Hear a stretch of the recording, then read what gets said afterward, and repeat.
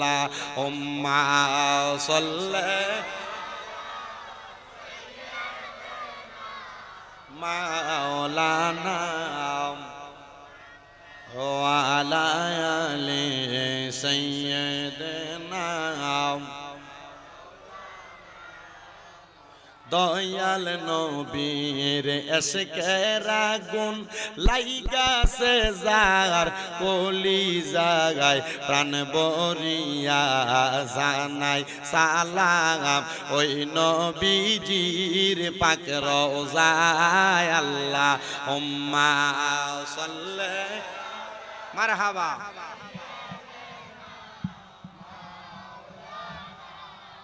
মুহাম্মদ ওয়া আলা আলি সাইয়্যিদিনা আল্লাহ আল্লাহ আল্লাহ লা ইলাহা ও জোরে আল্লাহ আল্লাহ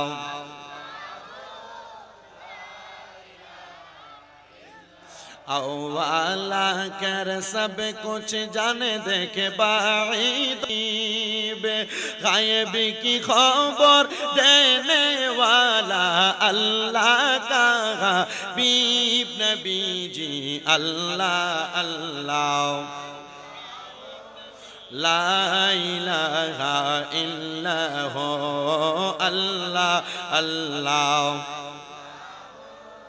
ला इलाहा रहमतल लिल आलमीन नबी रहमते भरपूर सकल सृष्टिर मूले जिनी सृष्टिर आदि मूल नबीजी अल्लाह अल्लाह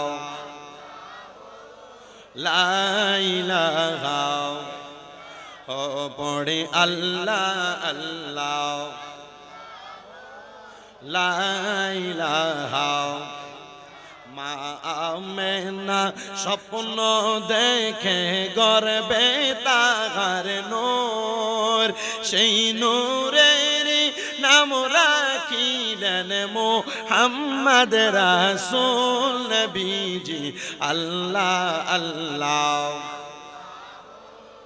লা ইলাহা ও আল্লাহ আল্লাহ লা ইলাহা মাওলায়া সাল্লি ওয়া সাল্লিম ওয়া বারিক আলাইহি জবান খুলে মোহাব্বতের আওয়াজে জোরে পড়ি আলহামদুলিল্লাহ। মুআজ্জিজ সদরে মুহতারাম, আজকের জান্নাতের বাগানের সম্মানিত প্রধান মেহমান যিনি হরিপুর রায়হানিয়া দরবার শরীফের পীর সাহেব হযরত মাওলানা আশিক ইলাহি ফকির সাহেব, মূল্যবান তকরির করেছেন হযরত মাওলানা মুফতি গাজী ফয়জুল ইসলাম হাফিজ সাহেব, তকরির করেছেন মুফতি ইয়াকুব আলী চিশতি সাহেব, হযরত মাওলানা তুরাব আলী আল কাদেরী সাহেব, হযরত মাওলানা আবুল বাশার আখন্দ সাহেব সহ মাহফিলের যিনি সম্মানিত প্রধান অতিথি, আপনাদের সুবিল ইউনিয়ন বিএনপির সম্মানিত সাধারণ সম্পাদক জনাব ডাক্তার গোলাম মুস্তফা সাহেব, মাহফিলের বিশেষ অতিথি বুড়িরপাড় সরকারি প্রাথমিক বিদ্যালয়ের প্রধান শিক্ষক জনাব মোহাম্মদ নাসির উদ্দিন সাহেব, দেবিদ্বার উপজেলা যুবদলের সহসভাপতি জনাব মোহাম্মদ সোহেল নেয়ামত সরকার মেম্বার সাহেব সহ যিনি প্রধান পৃষ্ঠপোষকে আছেন জনাব নাজমুল আলম পিন সাহেব, সম্মানিত সভাপতি জনাব আব্দুস সাত্তার সাহেব সহ সম্মানিত সহসভাপতি জনাব মোহাম্মদ গোলাম মেহেদি সরকার, হাদি আইয়ুব আলী সাহেব সহ আমন্ত্রিত অজস্র অতিথি এবং মেহমান বৃন্দ, ডাইনে বামে সামনে বসে থাকা আলেম সমাজ, বিশেষ করে দাড়ি পাকা মুরব্বী বাবা, যুবক নজওয়ান ভাইয়েরা, ছোট ছোট মাসুম বাচ্চা, পর্দার অন্তরালে আছেন আমার অবলা সরলা মা ও বোনেরা, মহান আল্লাহ জাল্লা শানহু আমাদেরকে আজকের জান্নাতের বাগানে আসার বসার তৌফিক দান করেছেন। সে আল্লাহ তাআলার শুকর গুজার করে মুহাব্বতের আওয়াজে একবার জোরে পড়ি আলহামদুলিল্লাহ। আমার মুসলমান ইমামদারেরা, আমি আর ডাইনে বামে যাব না, ডাইরেক্ট আমি আমার আলোচনার মধ্যে চলে যাচ্ছি। আমি আপনাদের কাছে আল্লাহ তাআলার কোরআনুল কারীমের 30 পারার একটা সূরা, যেই সূরার নাম সূরা বাইয়িনা। ওই সূরার শেষের দুইখানা আয়াতে কারিমা আমি আপনাদের কাছে তেলাওয়াত করেছি। যেহেতু মাহফিলটা কবরবাসী রূহের মাগফিরাত কামনায়, সে তো আমি আজকের মাহফিলের মধ্যে কবরবাসীরা কেমনে সুখে থাকবে আর শান্তিতে থাকবে সে ধারাবাহিক বয়ানটা করার চেষ্টা করব। আল্লাহ কোরআনে বলেন, বিসমিল্লাহির রহমানির রহিম, ইন্নাল্লাযীনা আমানু ওয়া আমিলুস সালিহাতি উলাইকা হুম খায়রুল বারিয়া। জবান খুলে উচ্চ কণ্ঠে জোরে জোরে পড়েন আল্লাহু আকবার। আল্লাহ রাব্বুল আলামিন বলেন, নিশ্চয় যাহারা ঈমান এনেছে এবং নেক আমল করেছে, আল্লাহ বলেন উলাইকা হুম খায়রুল বারিয়া, এরাই হইল দুনিয়ার সবচাইতে ভালো মানুষ, এরাই হইল দুনিয়ার সবচাইতে নেককার মানুষ, এরাই হইল দুনিয়ার সবচাইতে বড় ঈমানদার মানুষ। হে আল্লাহ রাব্বুল আলামিন, আপনি বলেন না তার মানে যারা নেক আমল করে এবং ঈমান আনয়ন করে তাদেরকে আপনি বললেন তারাই নাকি সবচাইতে ভালো মানুষ? আল্লাহ তাদের পরিচয় আপনি আমাদের কাছে জানায়া দেন না। আল্লাহ বলে, বান্দা আয়াতে কারিমার শেষের আয়াতের শেষের দিকে আল্লাহ বলে তারা হলো ওই বান্দা রাদিয়াল্লাহু আনহুম ওয়া রাদু আন, যারা আমার আল্লাহর প্রতি রাজি খুশি হয়েছে। আর আমার আল্লাহ যাদের প্রতি রাজি খুশি হয়েছে তারাই হইল সেই ঈমানদার এবং নেককার বান্দা। ও আল্লাহ, কারা সেই বান্দা? আপনি তাদের পরিচয় আমাদেরকে বলেন না। আল্লাহ তাআলা জানায়া দেয়, বান্দা যালিকা লিমান খশিয়া রব্বা, যারা আল্লাহকে সবচাইতে ভয় করেছে দুনিয়াতে, এরাই হইল পাক্কা ঈমানদার, এরাই হইল পাক্কা মুমিন এবং নেক আমল করনেওয়ালা। আমাদের সমাজে আল্লাহকে ভয় করে, মাথায় টুপি লাগায়, শরীরে পাঞ্জাবি লাগায়, মুখে সুন্দর দাড়ি লাগায়া কত সুন্দর মুসলমান দাবি করে, হারামের টাকা খায়, সুদের টাকা খায়, ঘুষের টাকা খায়। আপনারা বলেন নামের ঈমানদার এমন অনেক আছে না নাই? এ মুসলমান শুধু আছে না, এমন খারাপ লোক যারা সুদের টাকা ঘুষের টাকা পরের হক মাইরা মাইরা খায়। সমাজের মানুষ এদেরকে ধরে নিয়ে মসজিদের সভাপতি বানায়, সমাজের মানুষ এদেরকে ধরে নিয়ে মসজিদের সেক্রেটারি বানায়, সমাজের মানুষ এদেরকে এলাকার সর্দার আর মাতাব্বর বানায়। কথা কন্যা ঠিক কিনা? আমরা তাদের দিকে যাচ্ছি না। আমরা জানি যারা হারাম খায়, পরের হক মেরে মেরে খায়, যারা সুদের টাকা ঘুষের টাকা খায়, ওই মানুষগুলো হারাম করে এবং বদ মানুষ। কিন্তু আমি আজকে আপনাদের কাছে ওই বদ মানুষের বয়ান করতে চাই না। আমি আপনাদের কাছে যেহেতু কবরবাসীর স্মরণের মাহফিল, কবরে যাওয়ার পর আপনি আমি কেমনে ভালো থাকবো সেই বয়ানটা করার চেষ্টা করব। মুসলমান ইমানদারেরা, নবীর উম্মতের দলেরা, একটু মনোযোগ লাগিয়ে শুনবেন। বিশেষ করে আমার পর্দার অন্তরালের মা বোনেরা, আমি চাই না এই কুমিল্লা জেলার দেবিদ্বারের বুড়ির পার এলাকার কোন মহিলা জাহান্নামে যাক। আমি চাই না আমার সোনার বাংলাদেশের কোন মানুষ জাহান্নামে যাক। আমি চাই না সমস্ত বিশ্বের কোন মুসলমান জাহান্নামের মধ্যে যাক। ও আল্লাহ, ওই জাহান্নাম থেকে বাঁচার জন্য আপনি বলেন না আমাদেরকে কোন রাস্তা অবলম্বন করা লাগবে? বলে, এক নাম্বার তোমাদেরকে পাক্কা ঈমানদার হওয়া লাগবে। এবার আপনারা বলেন বুড়ির পারের বাবারা, আমরা সবাই পাক্কা ঈমানদার হইতে চাই কি চাই না? এবার আমার আল্লাহর নবী রাহমাতুল লিল আলামিন, নবী মদিনার তাজদার হুজুর পুরনূর মুহাম্মদ মুস্তাফা আহমদ মুস্তাফা সাল্লাল্লাহু আলাইহি ওয়াসাল্লাম নবী বলে, যদি তোমরা ঈমানদার হইতে চাও তাহলে তোমরা 7টা বিষয়ের প্রতি পরিপূর্ণ ঈমান আনয়ন করো। ইয়া রাসূলুল্লাহ, ইয়া হাবিবাল্লাহ, নবী গো, আপনি বলেন না কোন 7টা বিষয়ের প্রতি ঈমান আনা লাগবে? সবাই আমার সাথে একটু মুহাব্বতে ওই 7টা বিষয় পড়েন। আমানতু বিল্লাহি ওয়া মালাইকাতিহি ওয়া কুতুবিহি ওয়া রাসূলিহি ওয়াল ইয়াউমিল আখির ওয়াল কদরি খাইরি ওয়া শাররিহি মিনাল্লাহি তাআলা ওয়াল বা'সি বা'দাল মাউত। জবান খুলে উচ্চ কণ্ঠে জোরে জোরে পড়েন আল্লাহু আকবার। এই 7টা বিষয়ের প্রতি যারা ঈমান আনয়ন করার পর নামাজ আদায় করবে তাদের নামাজ হবে জান্নাতি নামাজ। এই 7টা বিষয়ের প্রতি ঈমান আনয়ন করার পর যারা রোজা রাখবে তাদের রোজাটা হবে জান্নাতি রোজা। এই 7টা বিষয়ের প্রতি ঈমান আনয়ন করার পর যারা নেক আমল করবে, দান সদকা করবে, তাদের দান সদকা আর নামাজ আর ইবাদত সব হবে জান্নাতি ইবাদত। ও আল্লাহ, আপনার কাছে জানতে চাই এবার আপনি আমাদেরকে 7টা বিষয়ের ব্যাপারে বলেন। এবার আপনাদের কাছে আমার একটা প্রশ্ন বাবা, আল্লাহ কোরআনে নামাজের কথা বলে কি বলে না? আসতে বলছে, নামাজের কথা বলে কি বলে না? নামাজের বিষয়টা কিন্তু ঈমান না আমলের বিষয়। আমাদেরকে আগে ঈমানটারে পরিপূর্ণ করা লাগবে। ও বন্ধু, আল্লাহ নামাজের কথা বলেছেন আকিমুস সালাত, কিন্তু আল্লাহ তাআলা এই আকিমুস সালাত নামাজটা কয় রাকাত কয় ওয়াক্ত আল্লাহ কিন্তু কোরআনুল কারীমের মধ্যে বলেন নাই। এই কথাগুলা আবার হাদিসের মধ্যে বলেছেন। কোন নামাজ কয় ওয়াক্ত নামাজ, আবার কোন নামাজ কত রাকাত হাদিসের মাধ্যমে নির্ধারণ করা, আবার কোন নামাজটা কিভাবে আদায় করবেন এটা হাদিসের মাধ্যমে নির্ধারণ করা। তো আমিও আপনাদের কাছে এমন ধারাবাহিকভাবে পুঙ্খানুপুঙ্খানুভাবে বয়ানটা করার চেষ্টা করব। 1 নাম্বার হলো আমানতু বিল্লাহ, আল্লাহর প্রতি ঈমান আনা। আল্লাহর প্রতি ঈমান কোনটা? আল্লাহ এক, কুল হুয়াল্লাহু আহাদ, আল্লাহ এক বলে সাক্ষ্য প্রদান করা, আল্লাহ ছাড়া কাউকে সেজদা না দেওয়া, আল্লাহ ছাড়া কারোর কাছে মস্তক অবনত না করা, আল্লাহ ছাড়া কারোর কাছে কোনো কিছু না চাওয়া। দেখবেন মাঝে মাঝে বাতিল ফিরকার আমরা যারা আহলে সুন্নাত ওয়াল জামাতের আকীদাওয়ালা দাবি করি, আমাদেরকে বলে আমরা নাকি মাজারের মধ্যে যে কোনো কিছু চাই। আমি আজ পর্যন্ত কোনো মুসলমানকে দেখি নাই যারা মাজারের কাছে যা চায়, আর যারা মাজারের কাছে যা চায় মাজারওয়ালার কাছে চায় এরা মুশরিক, এরা মুশরিক, এরা মুশরিক। আমরা বিশ্বাস করি গো, বিশ্বাস করি আমাদেরকে দেনেওয়ালা একজন, তিনি হলো আমার আল্লাহ। আর যদি আমার আল্লাহ কোন মাধ্যমে দেয় এটা আর কিছু না, এটা হলো ওয়াবতাগু ইলাইহিল ওয়াসিলা।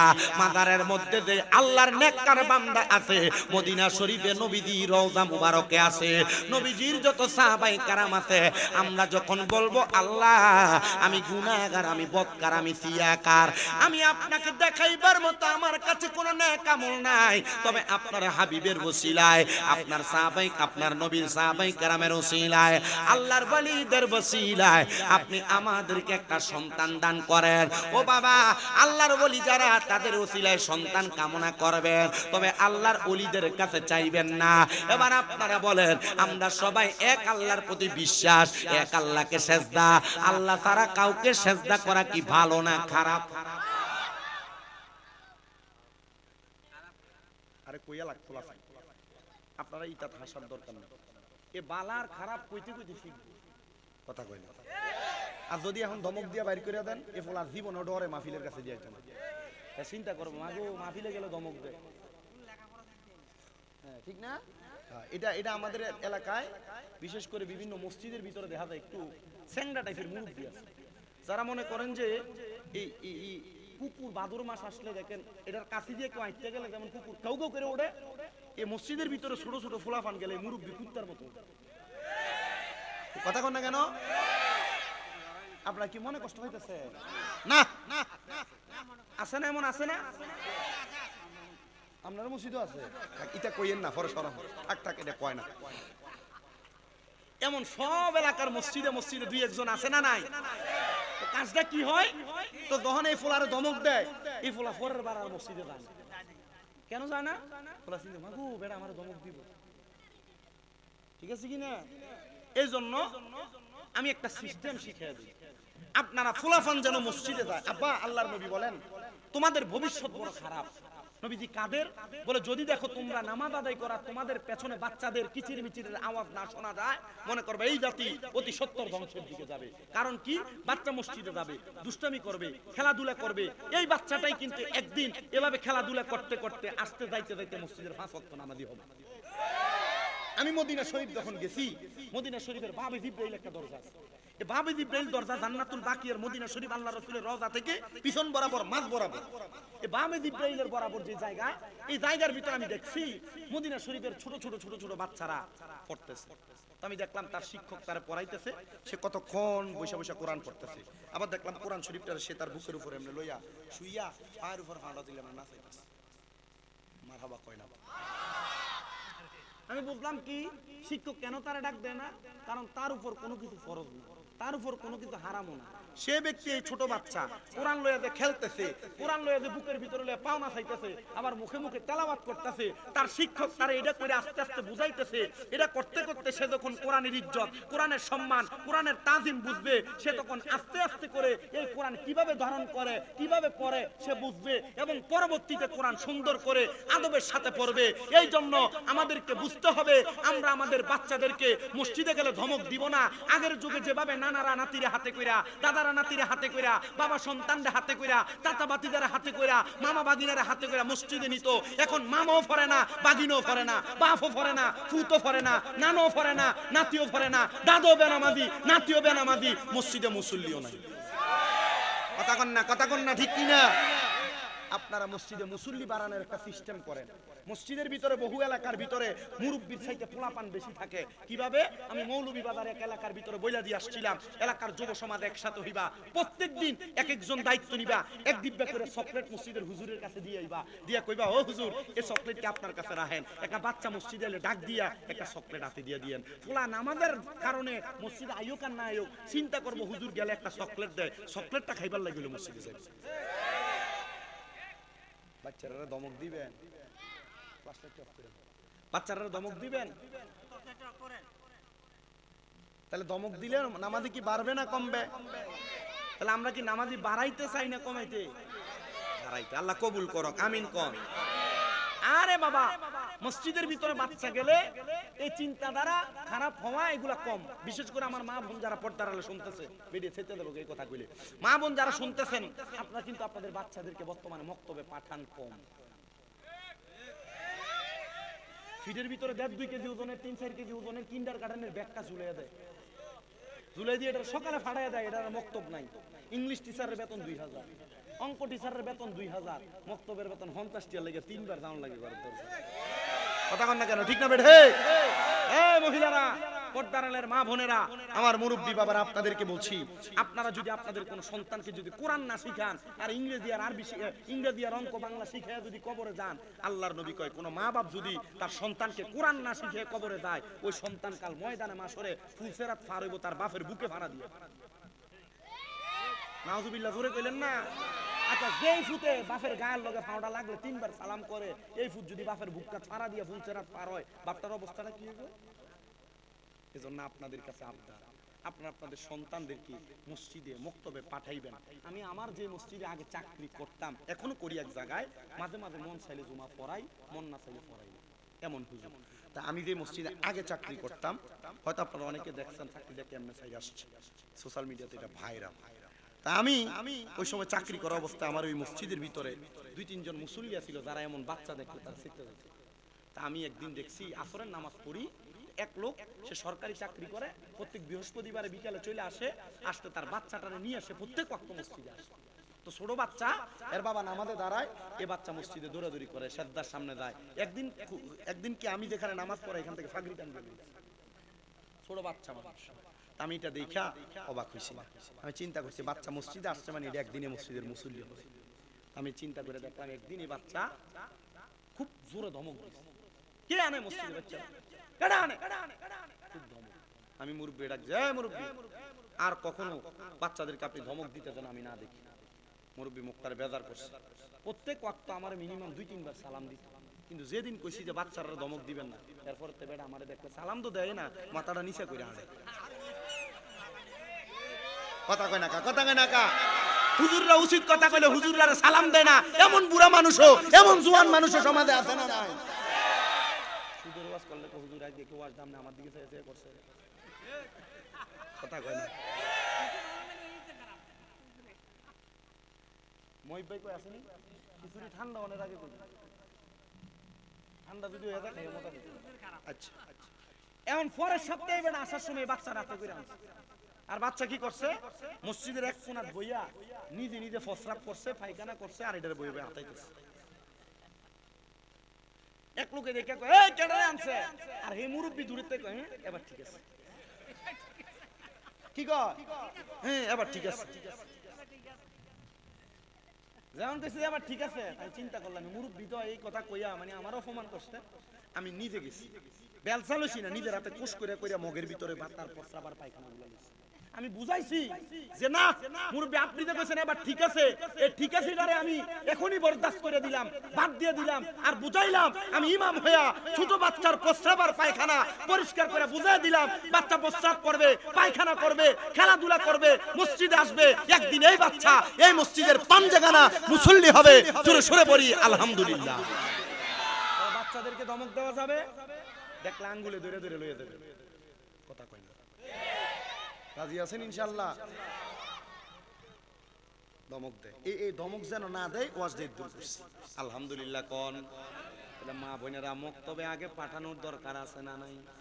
মুহাব্বতে কোন দরকার আছে না নাই? আমার ভাইয়েরা, বাবারা, বন্ধুরা, তাহলে আমি যেই কথা আলোচনা করতেছিলাম ওই কথা হলো আল্লাহ ছাড়া কাউরে সেজদা দেওয়া যাবে, আল্লাহ ছাড়া কারোর কাছে চাওয়া যাবে, এটা হলো আল্লাহর প্রতি ঈমান। এবার আসেন ওয়ামালাইকাতিহি, ফেরেশতার প্রতি ঈমান।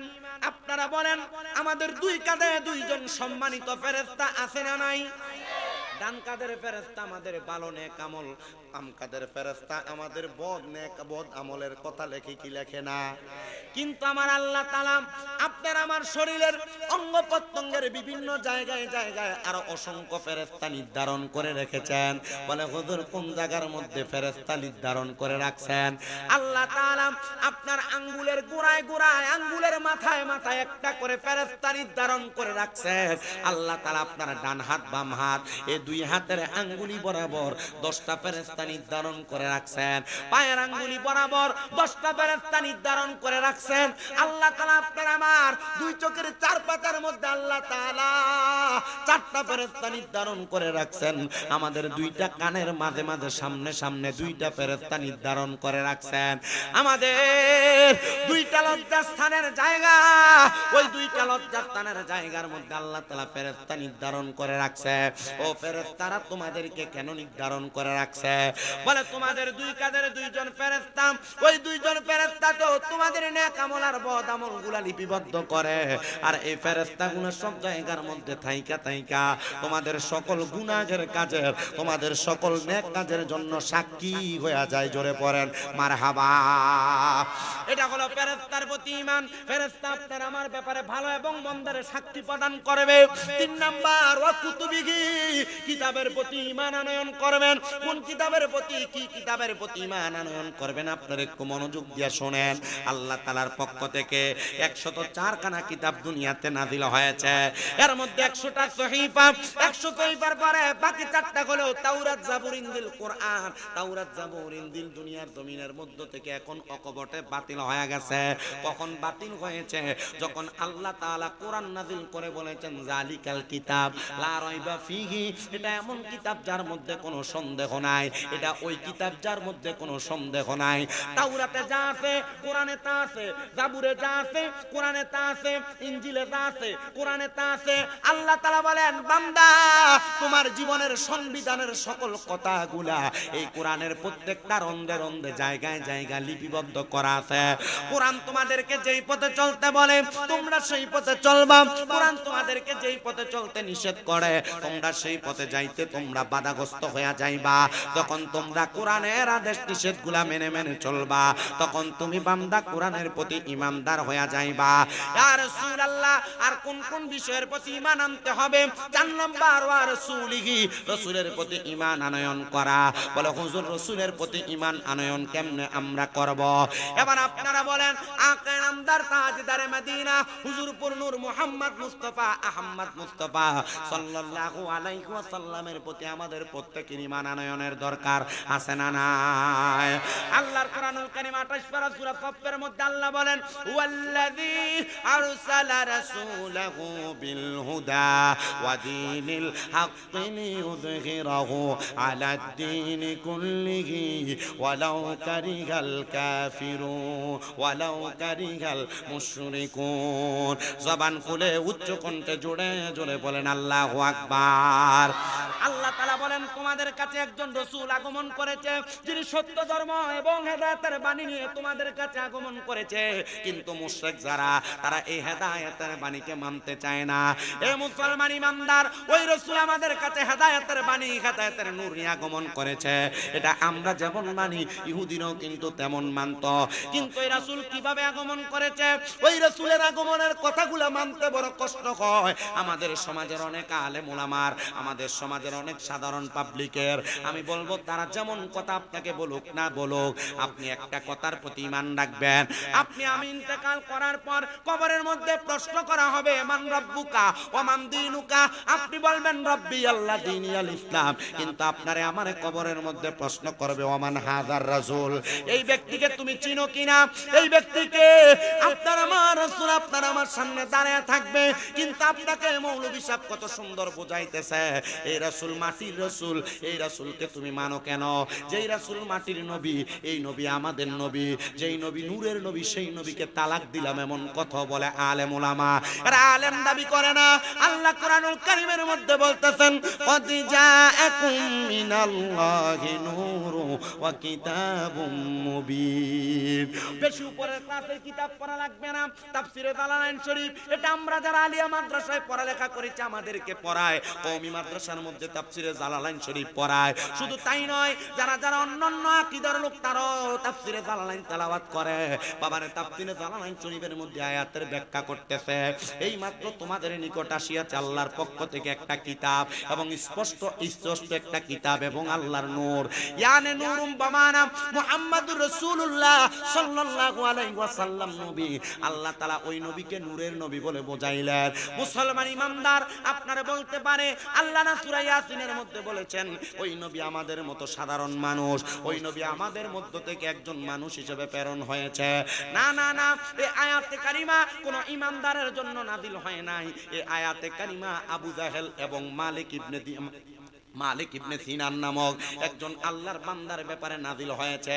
আল্লাহ রাসূল যখন মানুষকে ইসলামের দাওয়াত দেয়, আল্লাহ রাসূল যখন মানুষকে মানুষের সামনে দাঁড়ায়া আঙ্গুলের ইশারা দিয়ে আকাশের চন্দ্ররে দ্বিখণ্ডিত করে দেয়, এবার ওই এলাকার মধ্যে থাকা অবস্থায় আবু জাহেল সহ অন্যান্য বাতিলেরা ইহুদিরা তারা বলতেছে মুহাম্মদের সামনে যাও না, মুহাম্মদ জাদু করে। তখন আল্লাহ বলে দিয়েছেন ইয়া রাসূলুল্লাহ, আপনি তাদেরকে বলে দেন যে আপনি তাদের মতো একজন সাধারণ মানুষ। কারণ নবী আপনি যদি আপনাকে রাসূল বলেন, তারা আপনাকে জাদুকর বলে আপনার কাছে আসবে না। এবার আপনারা বলেন যে আয়াত ইহুদি এবং মুনাফিকদের ব্যাপারে নাযিল হয়েছে, এই আয়াত কি আমাদের জন্য নাযিল হয়েছে নাকি? না না না, আমরা ঈমানদার, আমাদের জন্য আল্লাহর হাবিবকে আল্লাহ তাআলা নূর নবী সাল্লাল্লাহু আলাইহি সাল্লাম নূর বানায়া পাঠাইছেন। এবার আপনারা বলেন আমরা সবাই ওই নূরের নবী মানার দরকার আছে না নাই? বিভ্রান্তিতে যাবেন না, কোন তর্কাতর্কিতে যাবেন না। কেউ যদি বলে মাটির, বলবেন ঠিক আছে যাও, তোমার নবী মাটির, আমার নবী নূর। ঠিক আছে যাও, তোমার নবী সাধারণ মানুষ, আমাদের নবী নূর। কিন্তু হাদিসে মুবারাকা পড়িনা দেখলাম আমার নবীর শুধু নূরের সূরাত না, আল্লাহ তাআলা আমার নবীকে 3টা সূরত দিয়া বানাইতে, বলেন সুবহানাল্লাহ।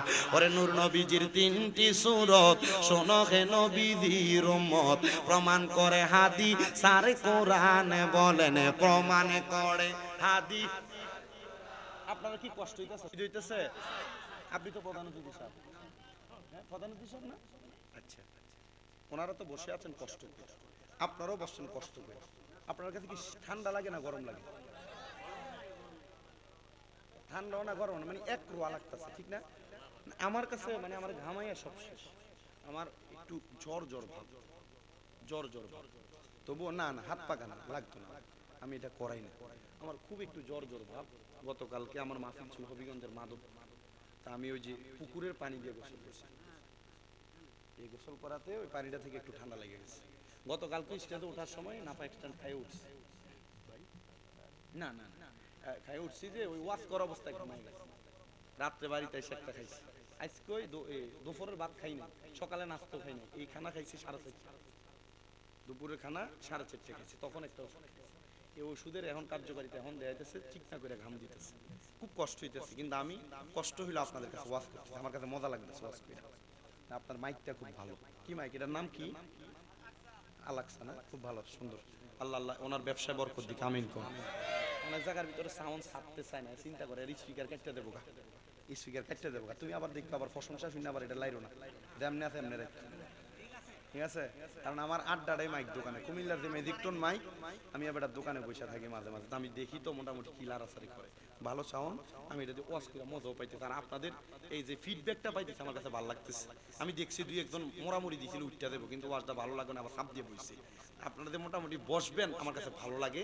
আর মা বোনেরা কি শুনতেছে আমি বুঝি না, তবে আপনারা ওয়াজ একটু সামনে আইতেছে, একটু বইয়েন। তবে আপনারা আমার ওয়াজে খুশি হইবেন কিনা জানি না, তবে বেজার হইবেন এটা শিখে। আপনারা বলেন আল্লাহর হাবিবের শান গাইলে আমরা কষ্ট হয়? আল্লাহর হাবিবের শান আমরা গাইতে রাজি আসিনি, মুহাব্বতে গাইলে কি গুনাহ হইব? যদি গুনাহ হয় এটা আমার দিয়া লাগে, আর সওয়াব হইলে আপনারা নিয়ে, আর যদি আপনারা বেহেশতে জানি সওয়াব দিয়া যাইতে আমার টোয়াইল হয়ে যায়। রাজি আছেন ইনশাআল্লাহ?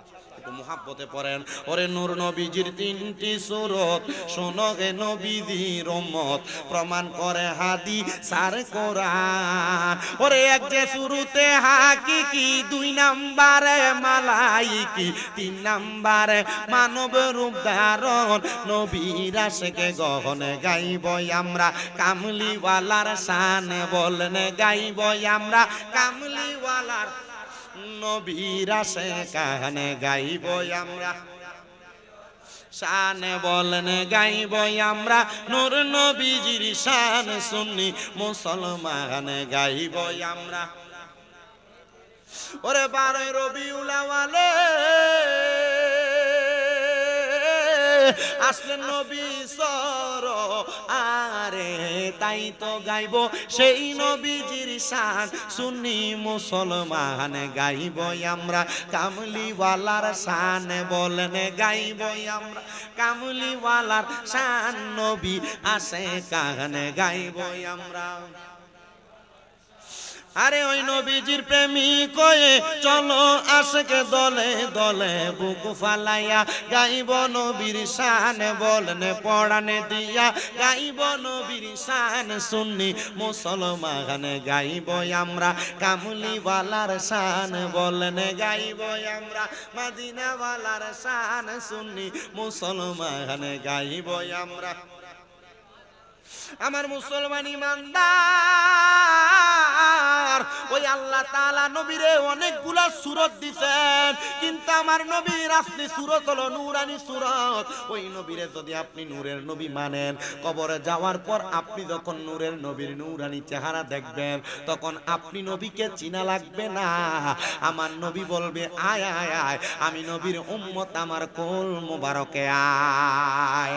জোরে পড়ি সুবহানাল্লাহ।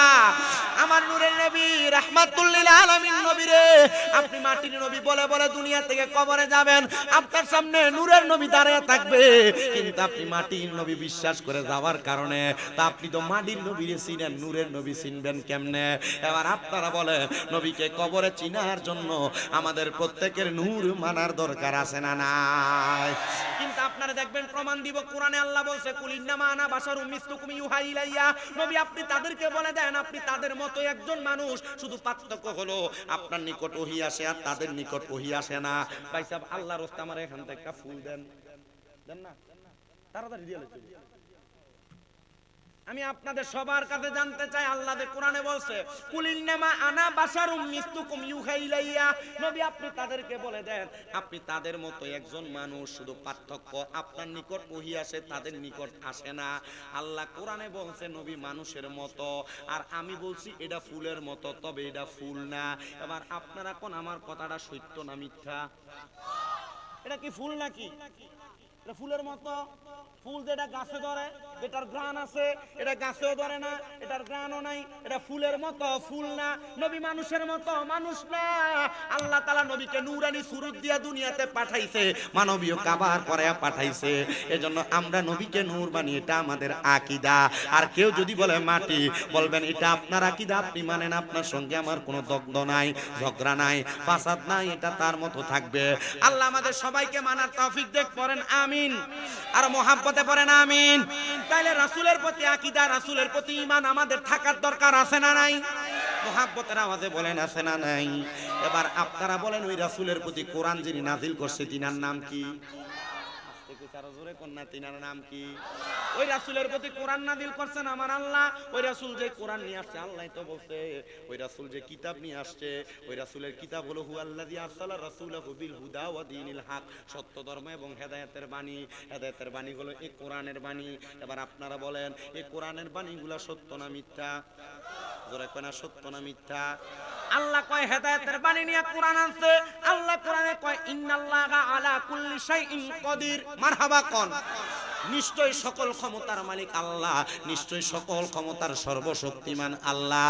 আর মৌলবী কত সুন্দর ফতোয়া দেয়, আল্লাহর সর্বশক্তিমান বলা শিরিক। হইলো কথা হইলো?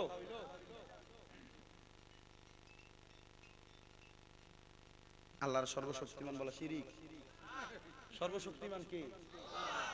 যে হুজুর কইছে, আমার এলাকায় হুজুরের দলের 2-3 জন আছে, এ আমার কইতেছে, আমি কারোর বিরোধিতা করি না, আমি শুধু কথাটা বাংলাদেশ। আমার কইতেছে ভাতিজা তোমরা লগে তো আমরা, আমি তো আমরা লগে আমরা মানি, আমার কথা কইয়ে শেষ করতে আমি আমনের লগে আমরা মানি না ইয়া কথা কইতাম ইয়া ভোটটা, আমি কই ভোটটা মানি না ইয়া, মানে এভাবেই বলতেছে, আমি যেভাবে বলছি ইয়া, আমি কই না কাকা কাহিনী কি শিখো না, তোমার কইলে তো তুমি দরবারে আমরা মৌলবী সাহেবরা হুজুর এইটা কয়, আমি কই যে মৌলবী সাহেব এটা কয় মৌলবীরে তালাক দিয়ে দেয় কথা কয়।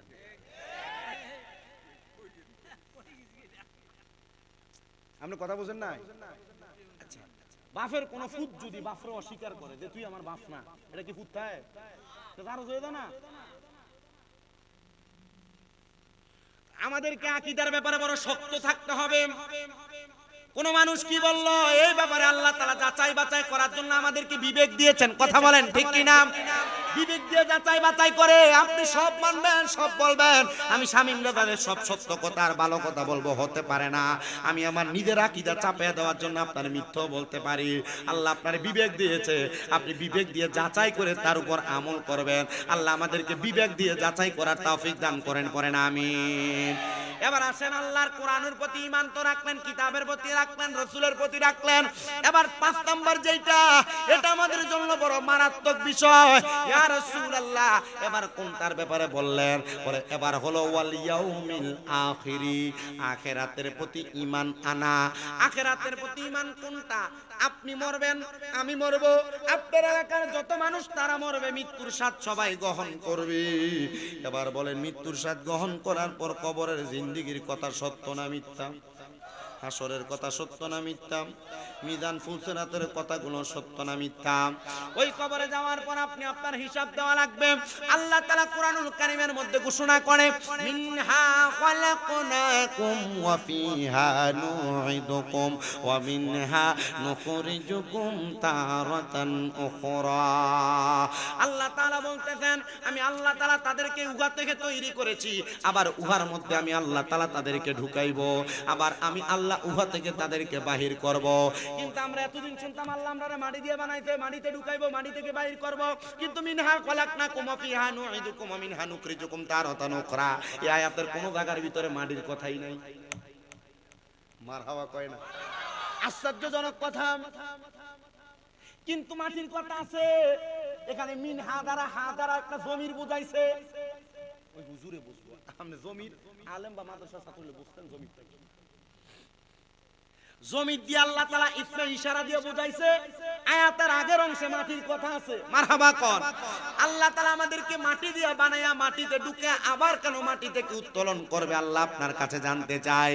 আল্লাহ কয় বান্দা তুমি দুনিয়াতে কি কাজ করেছো তার হিসাব নিকাশের জন্য আল্লাহ তাআলা আখিরাত তোমাদের জন্য তৈরি করে রাখছেন। ওই আখিরাতের জিন্দেগীর প্রতি ঈমান আনতে হবে। কিন্তু না, আখিরাতের প্রতি কেউ যদি ঈমান আনয়ন করে সে কোনোদিন এক ওয়াক্ত নামাজও ছাড়বে না। আখিরাতের প্রতি কেউ যদি ঈমান আনে কেউ কোনোদিন রোজা ছাড়বে না। আখিরাতের প্রতি কেউ যদি ঈমান আনয়ন করে কেউ কোনোদিন হারাম খাইতে পারে না। আখিরাতের প্রতি কেউ যদি ঈমান আনে কেউ কোনোদিন পরের হক মাইরা মাইরা খাইতে পারে না। এবার বলেন আমাদের প্রত্যেকের আখিরাতের প্রতি ঈমান আছে না নাই? যদি জিগায় আসারের নামাজ কয়জন পড়ছেন হাক্কা কথা কয় না কেন? আখিরাতের প্রতি ঈমান যারা আনে তারা কোনোদিন নামাজ ছাড়েনি। আখিরাতের প্রতি ঈমান যারা আনে তারা কোনোদিন রোজা ছাড়েনি। আখিরাতের প্রতি ঈমান যারা আনে ওই মহিলা কোনোদিন বেপরদা চলতে পারেনি। কিন্তু এই বেডি বেপরদা চলে তো চলে, জামাইরে ঘুমের মধ্যে রাইখা বেডি পুরা দেবিদ্দার বাজার ঘুরা চইলাইয়ে। বেডি বেপরদা চলে তো চলে, জামাই কোনো আদেশ করলে জামাইয়ের আদেশ মানতে চায় না। বেডি আখিরাতে বিশ্বাস করে আল্লাহ নবীর বড় পাগল, কিন্তু বেডি জামাই কোনো আদেশ করলে ফাটতাম না বইলা ফালাইয়া দেয়। আপনারা বলেন পর্দার আড়ালে এমন অনেক মহিলা আছে না নাই? বড় কষ্ট হয় কথা বলতে। আমি আমার মা বোনদের কাছে বলছি, বিশেষ করে আসার সাথে সাথে আমার একটা লোক বিচার দিয়া দিছে, হুজুর মহিলাদেরকে হেদায়েতের জন্য একটু কিছু বইলেন। তার মানে বোঝা যায় এই লোকটার স্ত্রীর প্রতি সে বড় নারাজ।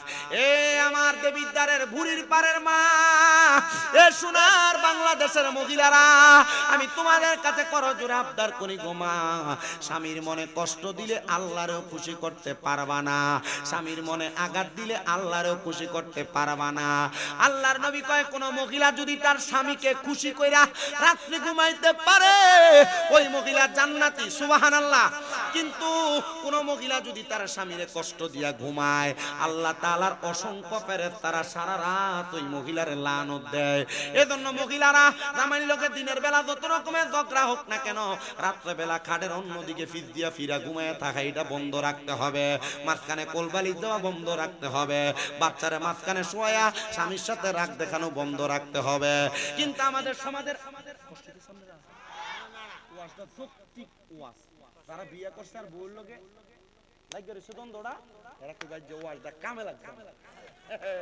কথা কন না কেন? ঠিক না বেঠে? এ মহিলারা আপনারা যারা স্বামীর সাথে কাইলে ধরছে, আরে বেড়াই ইতো তো কাইলে ধরা ভিডিও দিল না, যাইেন না, বইয়েন না, আপনি যদি যাইবেন তা আবার খাবে কেন? এজন্য মহিলারা স্বামীর সাথে ঝগড়া যদি দিনের বেলা 12 মাসও হয়, কিন্তু রাত্র বেলা কি ঝগড়া থাকবে না বন্ধ হবে? কথা কয় না, থাকবে না বন্ধ হবে। আল্লাহর নবী বলেন, একটা মহিলা এবং একটা স্বামী তারা যখন রাত্র বেলা ঘুমায় তারা যেন একটা বালিশের মধ্যে ঘুমায়। জি ইয়া রাসূলুল্লাহ, এক বালিশে কেমনে ঘুমায়? একজন আরেকজনের গায়ের লগে লাগলেই তো কেমন জানি কারেন্টের মতো শর্ট করে। না না না না না, মহিলাদের কাছে করজোড়ে আবদার ঘুমা। আল্লাহর নবী কয়, কোন মহিলা এবং তার স্বামী যখন রাত্রবেলা ঘুমায় তারা যেন স্বামী স্ত্রী একটা বালিশের মধ্যে ঘুমায়। তারা যত ক্লোজ হয়ে ঘুমাবে, একজন আরেকজনের সাথে লেগে লেগে ঘুমাবে, আর সারা দুনিয়াতে যত খালি জায়গা থাকবে আমার আল্লাহ তাআলা তাদের এই খালি জায়গাগুলো রহমত দিয়ে ভরপুর করে দিবে। দেখছেন কোরআনুল কারীম সূরা বাকারা 187 নম্বর আয়াত, আল্লাহ তাআলা বলেন, স্বামী এবং স্ত্রী, জামাইয়ের জন্য স্ত্রী হলো তার লেবাস পোশাক, আর স্ত্রীর জন্য তার স্বামী হলো লেবাস পোশাক। মারহাবা। এজন্য আমি আমার মা বোনদের কাছে বলবো, স্বামীর সাথে ঝগড়া ঠিক আছে, কিন্তু এই ঝগড়া যেন গভীর রজনীতে না থাকে। মা বোনদের কাছে বলবো, যদি জান্নাতে যেতে চান আপনি আপনার স্বামীর আদেশ মানেন, স্বামীর কথা শোনেন। আল্লাহর নবী বলেন, কোন মহিলা তার স্বামীর অনুমতি ছাড়া বাবার বাড়িতে যাইতে পারবে। কিন্তু এই বেডি বাবার বাড়ি কিতা না কাছে যে ফুচকা খাইতে যাই, যে সটফড়িয়া ফুচকা খাওয়ানোর লাগে। আর আপনার এদিকে আছে, হ্যাঁ হ্যাঁ হ্যাঁ, কিতা নাম কই আবার নাম ফজাইছ না। মহিলারা প্রতি সপ্তাহে এমন ফুচকা চটপটি খাইতে বাজারে আর মার্কেটে রেস্টুরেন্টে না যাইতে পারলে তার ঘুমই আসে না। কথা কন না? আগের যুগে মুরব্বীরা তাদের স্ত্রীরে যেই কাপড় আইনা দিত এটাই পছন্দ করে পড়তো, কিন্তু এখন কার বেডিরে কাপড় আইনা দিব দূরের কথা, ঈদের 1 মাস আগে রোজার আগে দিয়া প্রথম সপ্তাহে কইয়া দেয়, আপনি চাইয়েন নিজে পছন্দ করে আইনেন না, আমার টেহাটা আমার কাছে দিয়া দিয়েন, আমি আমার নিজের মতো কিনাকাটা করব। এক বেটা চুরি করবার লেগে গেছে রাত্রবেলা। কি করতে গেছে? চুরি করতে গেছে। চুরি যে করতে গেছে, দোকানের ভিতর যে কাপড় আনছে চুরি করে। বউরে কাপড় দিতে পারে না, টেহা পয়সা নাই, কামাই রুজি নাই। কাপড় যে আইনা দিছে, কাপড়টা আইনা দেওয়ার পরে বউ সুন্দর কাপড় দেখিয়া, এটা কিতা আনছো তুমি?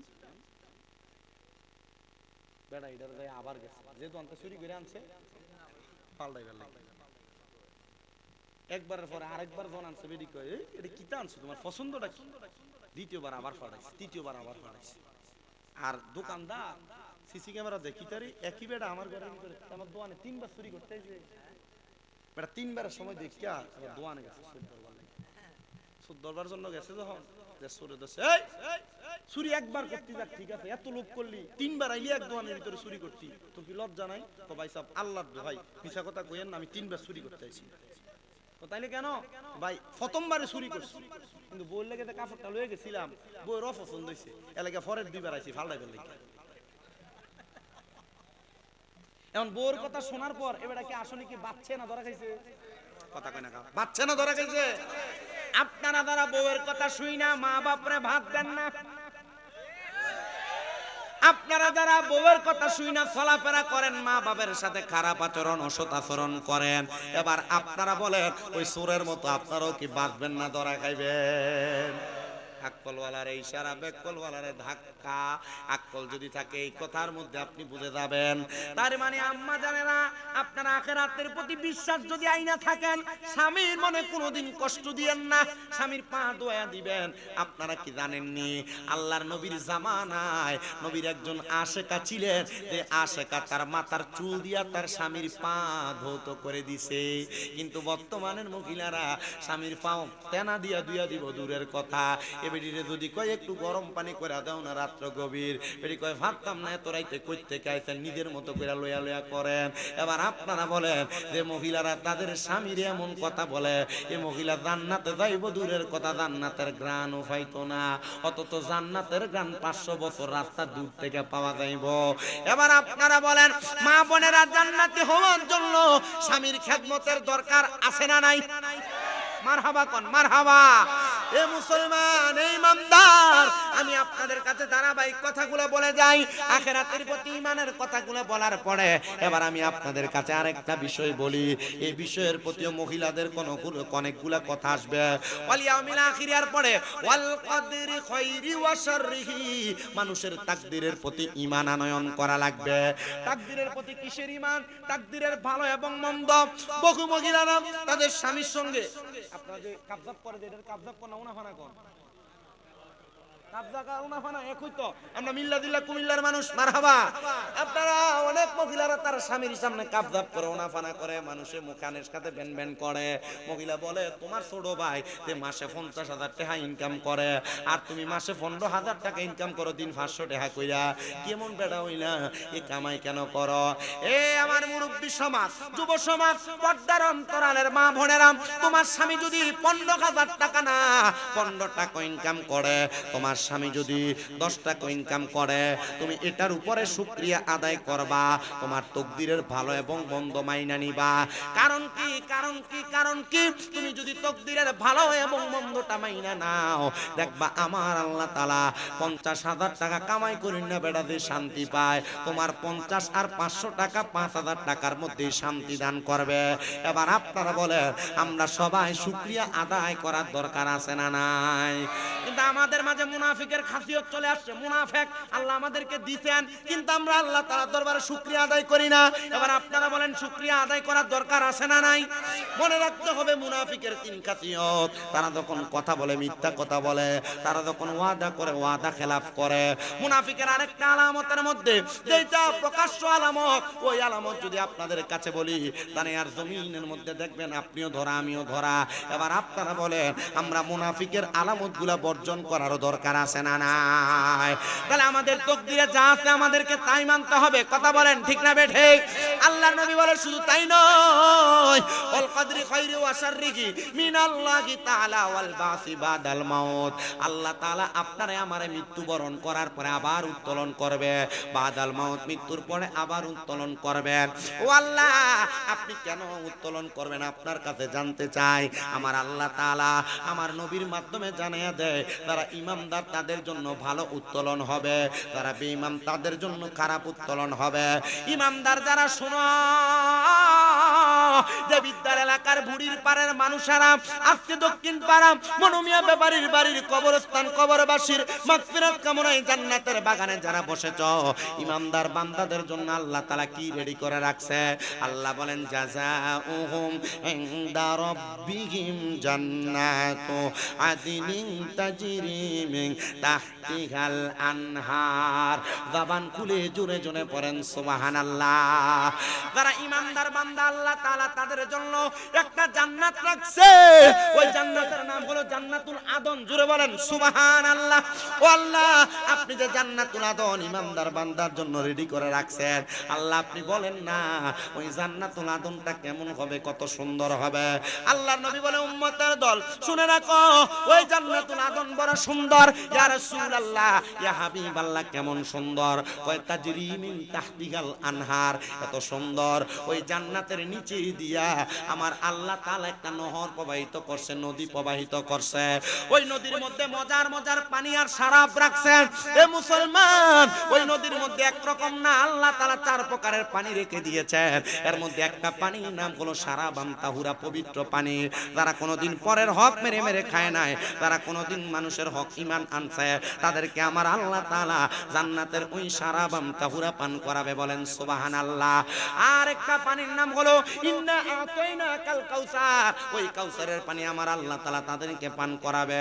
যারা আল্লাহ এবং তার রাসূলের প্রতি ঈমান আনয়ন করেছে, তাদেরকে আমার আল্লাহ তাআলা ওই জান্নাতের কাউসারের পানি পান করাবে। আরেকটা পানির নাম হলো জান্নাতের লাবান, মানে দুধ। ইয়া রাসূলুল্লাহ, কারা পান করবে? যারা মানুষের, যারা দুনিয়ার জমিনের মধ্যে সুদ খায়, ঘুষ খায়, পরের হক মাইরা খায়, আল্লাহ তাআলা ওই জান্নাতের দুধ তাদেরকে পান করাবেন না। যারা কোনোদিন হারাম খায় নাই, পরের হক মাইরা খায় নাই, সুদের টাকা খায় নাই, ঘুষের টাকা খায় নাই, তাদেরকে ওই জান্নাতের দুধ পান করানো হবে। আরেকটা পানির নাম হলো জান্নাতের মধু। এ বাবা, আপনারা যারা মিথ্যা কথা বলেন, আপনারা যারা গালিগালাজ করেন, আপনারা সাবধান, সতর্ক থাকা লাগবে। এই জান্নাতের মধু যদি পান করতে চান, কখনো মিথ্যা কথা বলা লাগবে না, বলা যাবে না। জান্নাতের মধু যদি পান করতে যান, কখনো মুখ দিয়া গালিগালাজ করা যাবে না। কিন্তু আমাদের বন্ধু বান্ধব চলার পথে অনেককেই দেখা যায় যারা কথায় কথায় মিথ্যা কথা বলে, গালিগালাজ করে। চা দোকানের মধ্যে বৈশা বৈশা বন্ধু বান্ধবের আলাপের মধ্যে আপনারা বলেন এমন মিথ্যা এবং গালাগালি ফায়সা কথা চলে কি চলে না? ত্যাগ করার দরকার, কথা কন না, ত্যাগ করার দরকার আছে। আল্লাহর নবী রাহমাতুল লিল আলামিন নবী আমার বলে, ওই জান্নাতের মধ্যে তোমাদেরকে রাখা হবে। যদি তোমরা ওই জান্নাতের মধ্যে থাকতে চাও, তাহলে তোমরা এমন এমন কাজগুলা করো। ইয়া রাসূলুল্লাহ, ওই জান্নাতে কতদিন থাকবো আপনি নবী বলেন না? নবী আমার আল্লাহ তাআলার কোরআনুল কারীমের মধ্যে ঘোষণা করে তেলাওয়াত করে শোনায়া দেয়, খালিদিনা ফিহা আবাদা। ওই জান্নাতের মধ্যে তোমরা চিরস্থায়ী বাসিন্দা হয়ে থাকবা। ও আল্লাহ, তারা কি চাইলেই জান্নাত থেকে বের হবে নাকি? আল্লাহর নবী ডাক দিয়ে কয়, আবাদা, তারা জান্নাতে চিরস্থায়ী বাসিন্দা হয়ে থাকবে, বের হতে চাইবে না। আরে বাবা, সুন্দর দামি বাড়ি, সুন্দর দামি গাড়ি থাকলে কে চায় ভাঙ্গা বেড়ার ঘরে ঘুমাইতে? আল্লাহ তাআলা যেই জান্নাত আপনারে আমারে দিবে, আমরা সবাই ওই জান্নাতের মধ্যে থাকবো। কিন্তু আমরা সম্পদের মায়ায় পইরা, টাকার মায়ায় পইরা, বাড়ির মায়ায় পইরা, গাড়ির মায়ায় পইরা, নারীর মায়ায় পইরা, সন্তান সন্ততির মায়ায় পইরা আমরা কিন্তু দুনিয়া এবং আখিরাতের কথা ভুলে যাচ্ছি। আমরা কিন্তু জান্নাতের মায়া ভুলে যাচ্ছি। এজন্য আশিক বলে, আরে সংসার সংসার ওইরা ববে গো, করিলি না বন্দিগি। আরে কিভাবে কাটাইবা মনরে কবরের জিন্দে গিরে। আরে ওরে জীবন গুনায় গুনায় গেলো রে। গুনায় জীবন আছে না? সংসারের মায়া মানুষ নামাজ রোজা হজ যাকাত দান সদকা সারে কি সারে না? একটু মোহাব্বতে পড়েন, আরে সংসার সংসার কইরা ববে গো, করলি না বন্দিগি। আরে কিভাবে কাটাইবা মনরে কবরের জিন্দেগি রে। আইরে ওরে জীবন গুনায় গুনায় গেলো রে। আইরে বাড়ির পাশে পুকুর পারে গো, বাঁধবি সুখের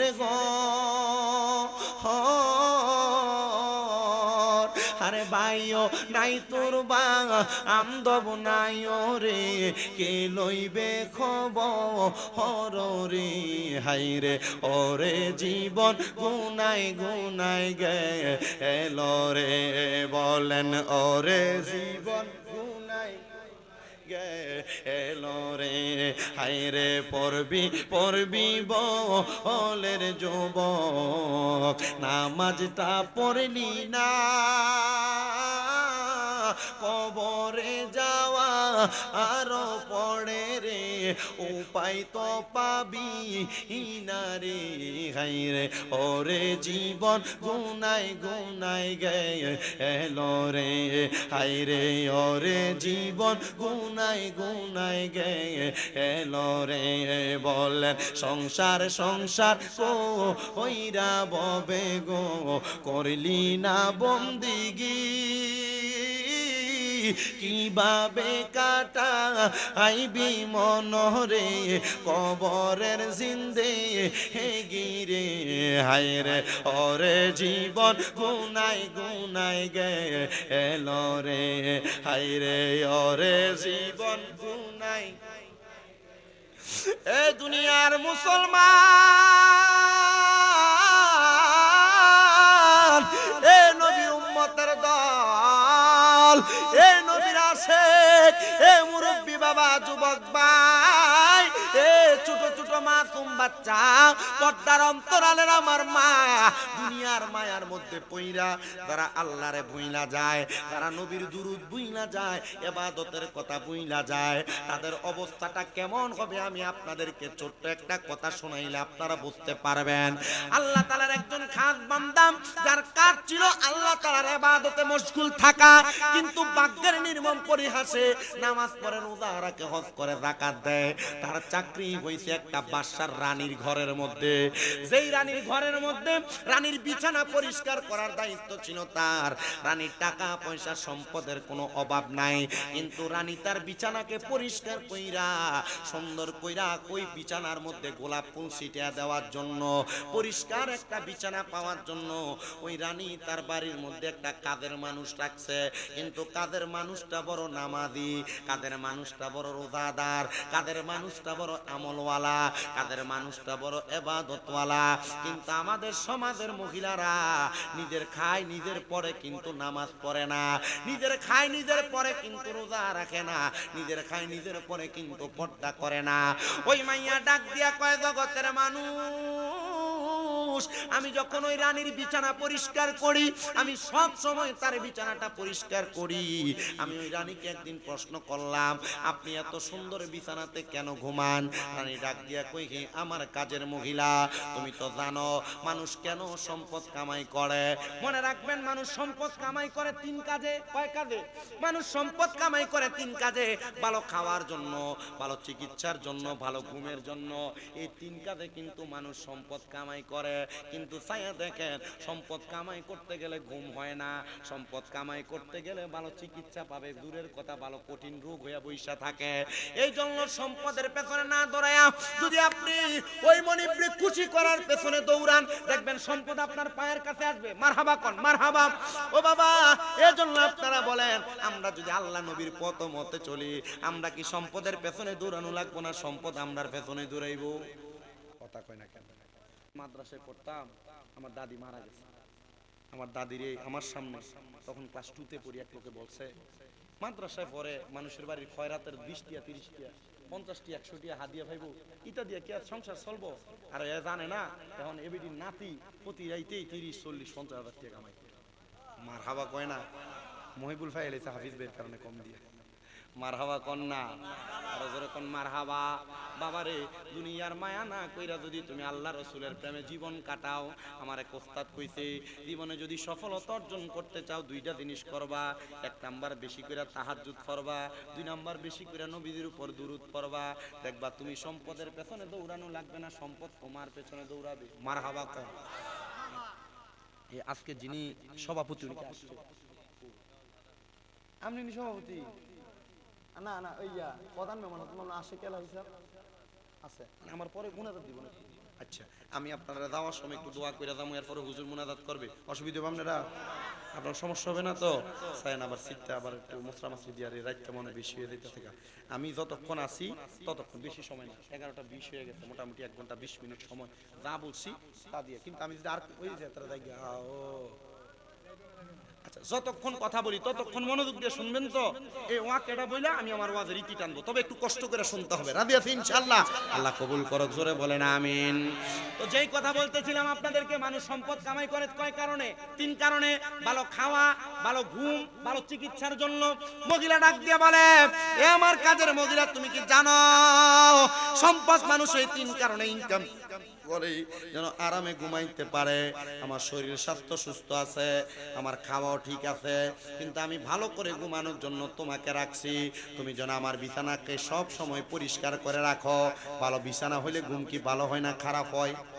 জোরে জোরে জোরে, ভালো হয় না খারাপ হয়? এজন্য তোমারে রাখছি। ওই মহিলা বলেন, দুনিয়ার মানুষ শোনো, ওই আমার কাজের রানীমা, উনি সব সময় এই বিছানাতে ঘুমায়। আমি তার বিছানাটাকে আতর লোবান দিয়া গোলাপ ফুল দিয়া সাজাই। একদিন আমি দেখলাম আমার রানীমার এই বিছানাতে আসতে একটু দেরি হইতেছে। আমি বিছানাটা সাজানোর সময় চিন্তা করলাম, রানীমা যে আরামে ঘুমায়, মনে হয় এই বিছানাটা বড় দামি বিছানা, একটু বিছানাটাতে ঘুমায় দেখি কেমন লাগে। মহিলা ডাক দিয়ে কয়, কাজের মানুষ, আমি বিছানাতে শোয়ার সাথে সাথে আমার চোখ বন্ধ হয়ে গেছে। আরামের বিছানা, মারহাবা কর। আমি বিছানাতে শোয়ার সাথে সাথে আমার চোখ বন্ধ হয়ে গেছে। আমি হঠাৎ কোন সময় জানি ঘুমিয়ে গেছি, আমি জানি না। এবার সাথে সাথে রানীমা মনে হয় আমার ঘরে আগমন করছে। আমি দেখলাম রানীমা আইসা আমার চুলগুলার মধ্যে মুঠ করে ধরছে, ধরে ডাক দিয়া কয়, কইরে আমার প্রজারাম, কইরে আমার সেনাপতিরাম, দেখরে আমার বাজে, আমার বাড়ির বান্দি যিনি, দাসী যিনি, কাদের মহিলা যিনি, তার বড় সাহস, সে আমার নিজের ঘুমানোর বিছানাতে ঘুমায়া গেছে। তারে তোমরা 3 জন একসাথে হও, 3টা চাবুক হাতের মধ্যে নিয়া ওই মাইয়াটারে, কাদের দাসীটারে, বান্দিটারে মারা শুরু করছে। এমন ভাবে মারছে রে, মারতে মারতে তার পুরাটা শরীরকে একবারে ক্ষত বিক্ষত করে ফেলছে। রানীমা কিছুক্ষণ পরে আইসা দেখতেছে মেয়েটার কি অবস্থা। মেয়েটার সামনে যাইয়া রানীমা তার চুলগুলার মধ্যে ধরে এভাবে টান দিয়া তুলছে, আর মেয়েটার দিকে তাকায় আর কয়, যদি অনুমতি ছাড়া বিছানায় না শুইতা, তাইলে তো তুমি এমন কঠিন শাস্তি পাইতা না। এ কথা বলার সাথে সাথে ওই কাদের দাসী আর বান্দিটা কেমন জানি খিলখিল করে হাসতাছে। রানীমা বড় অবাক হয়ে গেল। 3 জন সেনাপতি দিয়া তোরে আমি আঘাত করলাম, চাবুক দিয়া মারলাম, তোর শরীর দিয়া রক্ত বায়া বায়া পড়তেছে, আর আমি দেখতেছি তুই দি মুস্কি মুস্কি আর খিলখিলে হাসতাছস, কারণটা কি বলস না? বলে, অন্য কোনো কারণ না, অন্য কোনো কারণ না, আমি হাসতাছি একটা মাত্র কারণে গো রানীমা। বলে, কোন কারণে? বলে, আমি সারা জীবন 5 ওয়াক্ত নামাজ পড়ছি, আল্লাহর ইবাদত করছি, কিন্তু আমি অল্প কিছুক্ষণ সময় আপনারে দামি বিছানার মধ্যে ঘুমানোর কারণে আপনি আমারে এমনে মানলেন।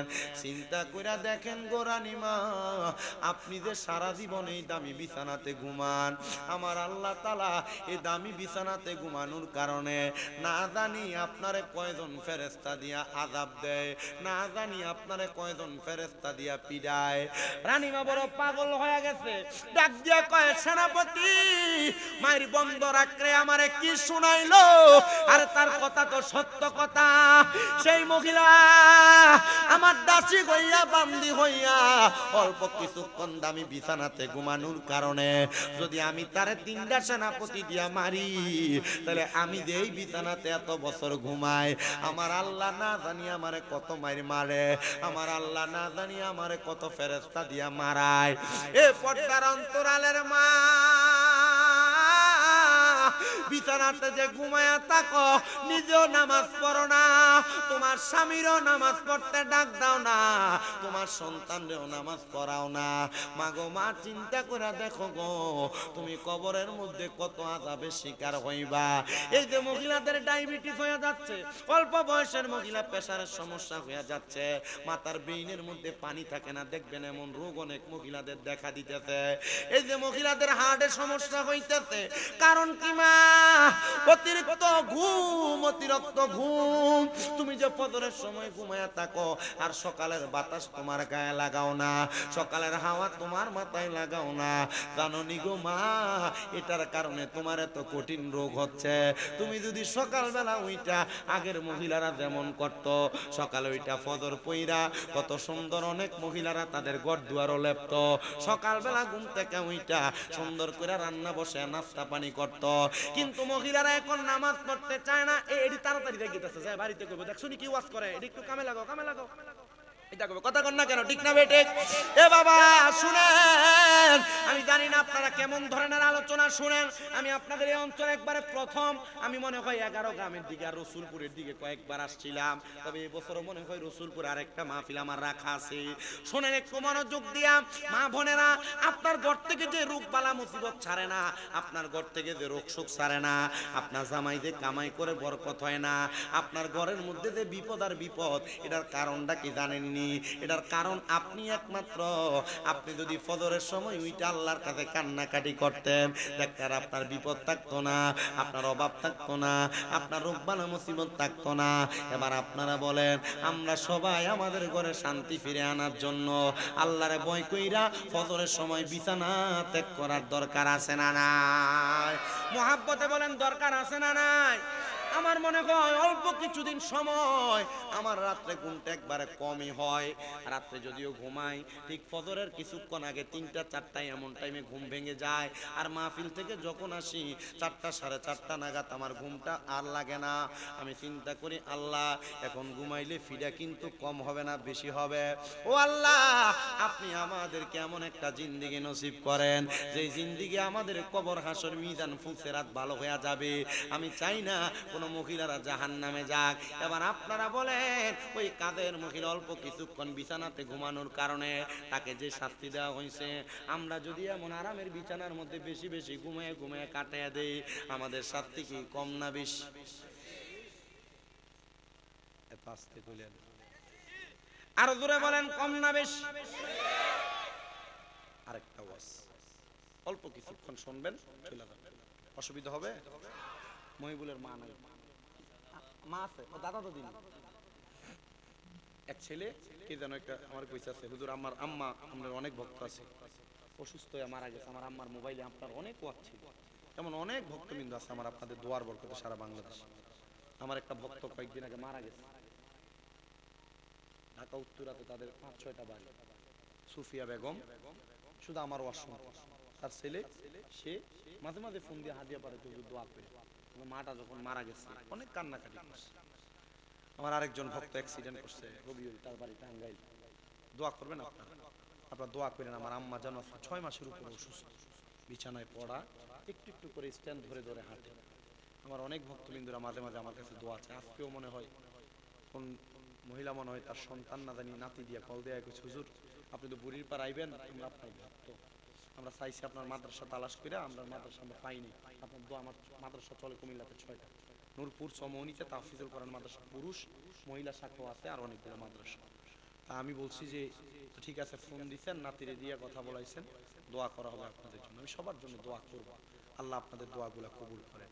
আমার মাদ্রাসার ছাত্রগুলো আপনাদের জন্য দোয়া করে, বিশ্বাস করেন আমার মাদ্রাসার ছোট ছোট বাচ্চা যেগুলা ধরেন যে নুরানিতে পড়ে ছোট বাচ্চা, এগুলোও 3:30টায় উঠে তাহাজ্জুদ পড়ে। আপনারা কি সুবহানাল্লাহ বললেন না? আমার মাদ্রাসার ছোট ছোট বাচ্চা যারা, এরা মাগরিবের নামাজের আগে আসরের পরে প্রত্যেকদিন খতমে খাজে গান করে আল্লাহর কাছে কান্দে। আপনি যাইয়া দেখলে বুঝবেন ছোট বাচ্চা এটা কান্দতেছে, এটা দিন দুনিয়ার বুঝে কি, আপনি নিজেই কইবেন। আমার মাদ্রাসার ছোট ছোট বাচ্চারা কান্দে। আর পৃথিবীর সব মানুষের জন্য দোয়া করব। আপনাদের কাছে আমার আবদার, আপনারা ওয়াজ শুনতেছেন, এই কান দিয়ে শুনে ওই কান দিয়ে বাইরে ফিরে নেন। পৃথিবীতে যে পরিমাণ ওয়াজ বাংলাদেশে হয় আর কুমিল্লাতে হয়, যদি ওয়াজ দিয়ে মানুষ হেদায়েত হইতো, কুমিল্লা শহরে আর মানুষ থাকলোই না, কুমিল্লা এলাকায় আর মানুষ থাকতো না, সব আল্লাহর ওলি হয়ে যেত। ওয়াজ দিয়ে মানুষ হেদায়েত হয়, কিন্তু ওয়াজ মাহফিলটা ধরে রাখার কারণে, যদি ওয়াজ মাহফিলটি না হইতো, মানুষ গান বাজনা বাউল গান লইয়া থাকতো, বিভিন্ন জায়গায় তো গান বাজনাই নাচানাচি এই ব্যস্ত, কথা কন না। দেখেন বিয়ে বাড়িতে মুসলমানিতে গায়ে হলুদের ভিতরে নাক ফোরানি কান ফোরানির নাম দিয়া গান বাজনা করে, ডেক্সেট বাজায়, বাজায় না? হারাম। কি বিয়ে বাড়িতে গান বাজনা করা কি, গায়ে হলুদে গান বাজনা করা কি, মুসলমানি সুন্নতে খাতনা গান বাজনা করা কি হারাম। আপনারা যে এগুলা করতেছেন হারাম কাজ দিয়ে যে বিয়ে শুরু করতেছেন, এই বিয়ে হওয়ার পর কোন সন্তান হওয়ার পরে মা বাপরে বাদ দিব আপনার মনে হয়? মা বাপের লোকে ভালো আচরণ করবে আপনার মনে হয়? যদি লজ্জা থাকে কোন মুসলমানের, যদি শরম থাকে কোন মুসলমানের, আর মুসলমান যদি দাবি করে, কখনো তাদের বিয়ের ভিতরে গান বাজনা বাজতে পারবে। যদি সে মুসলমান দাবি করে, কখনো তার বাড়িতে সুন্নতে খাতনা মুসলমানিতে গান বাজনা বাজতে পারবে। লজ্জা নাই, শরম নাই, হায়া শেষ। মনে রাখবেন, এই গান যারা আপনারা শোনেন, আল্লাহর নবী তিরমিজি শরীফের হাদিসের মধ্যে বলছেন, গরম সীসা মানে কাঁচ, এটাকে লোহা পাত্রের মধ্যে আগুনে গলায়া এই গান যারা শুনে তাদের কানের মধ্যে এই গরম কাঁচকে ঢালাই করে, সীসাকে ঢালাই করে, কানে ঢালাই করে দেয়।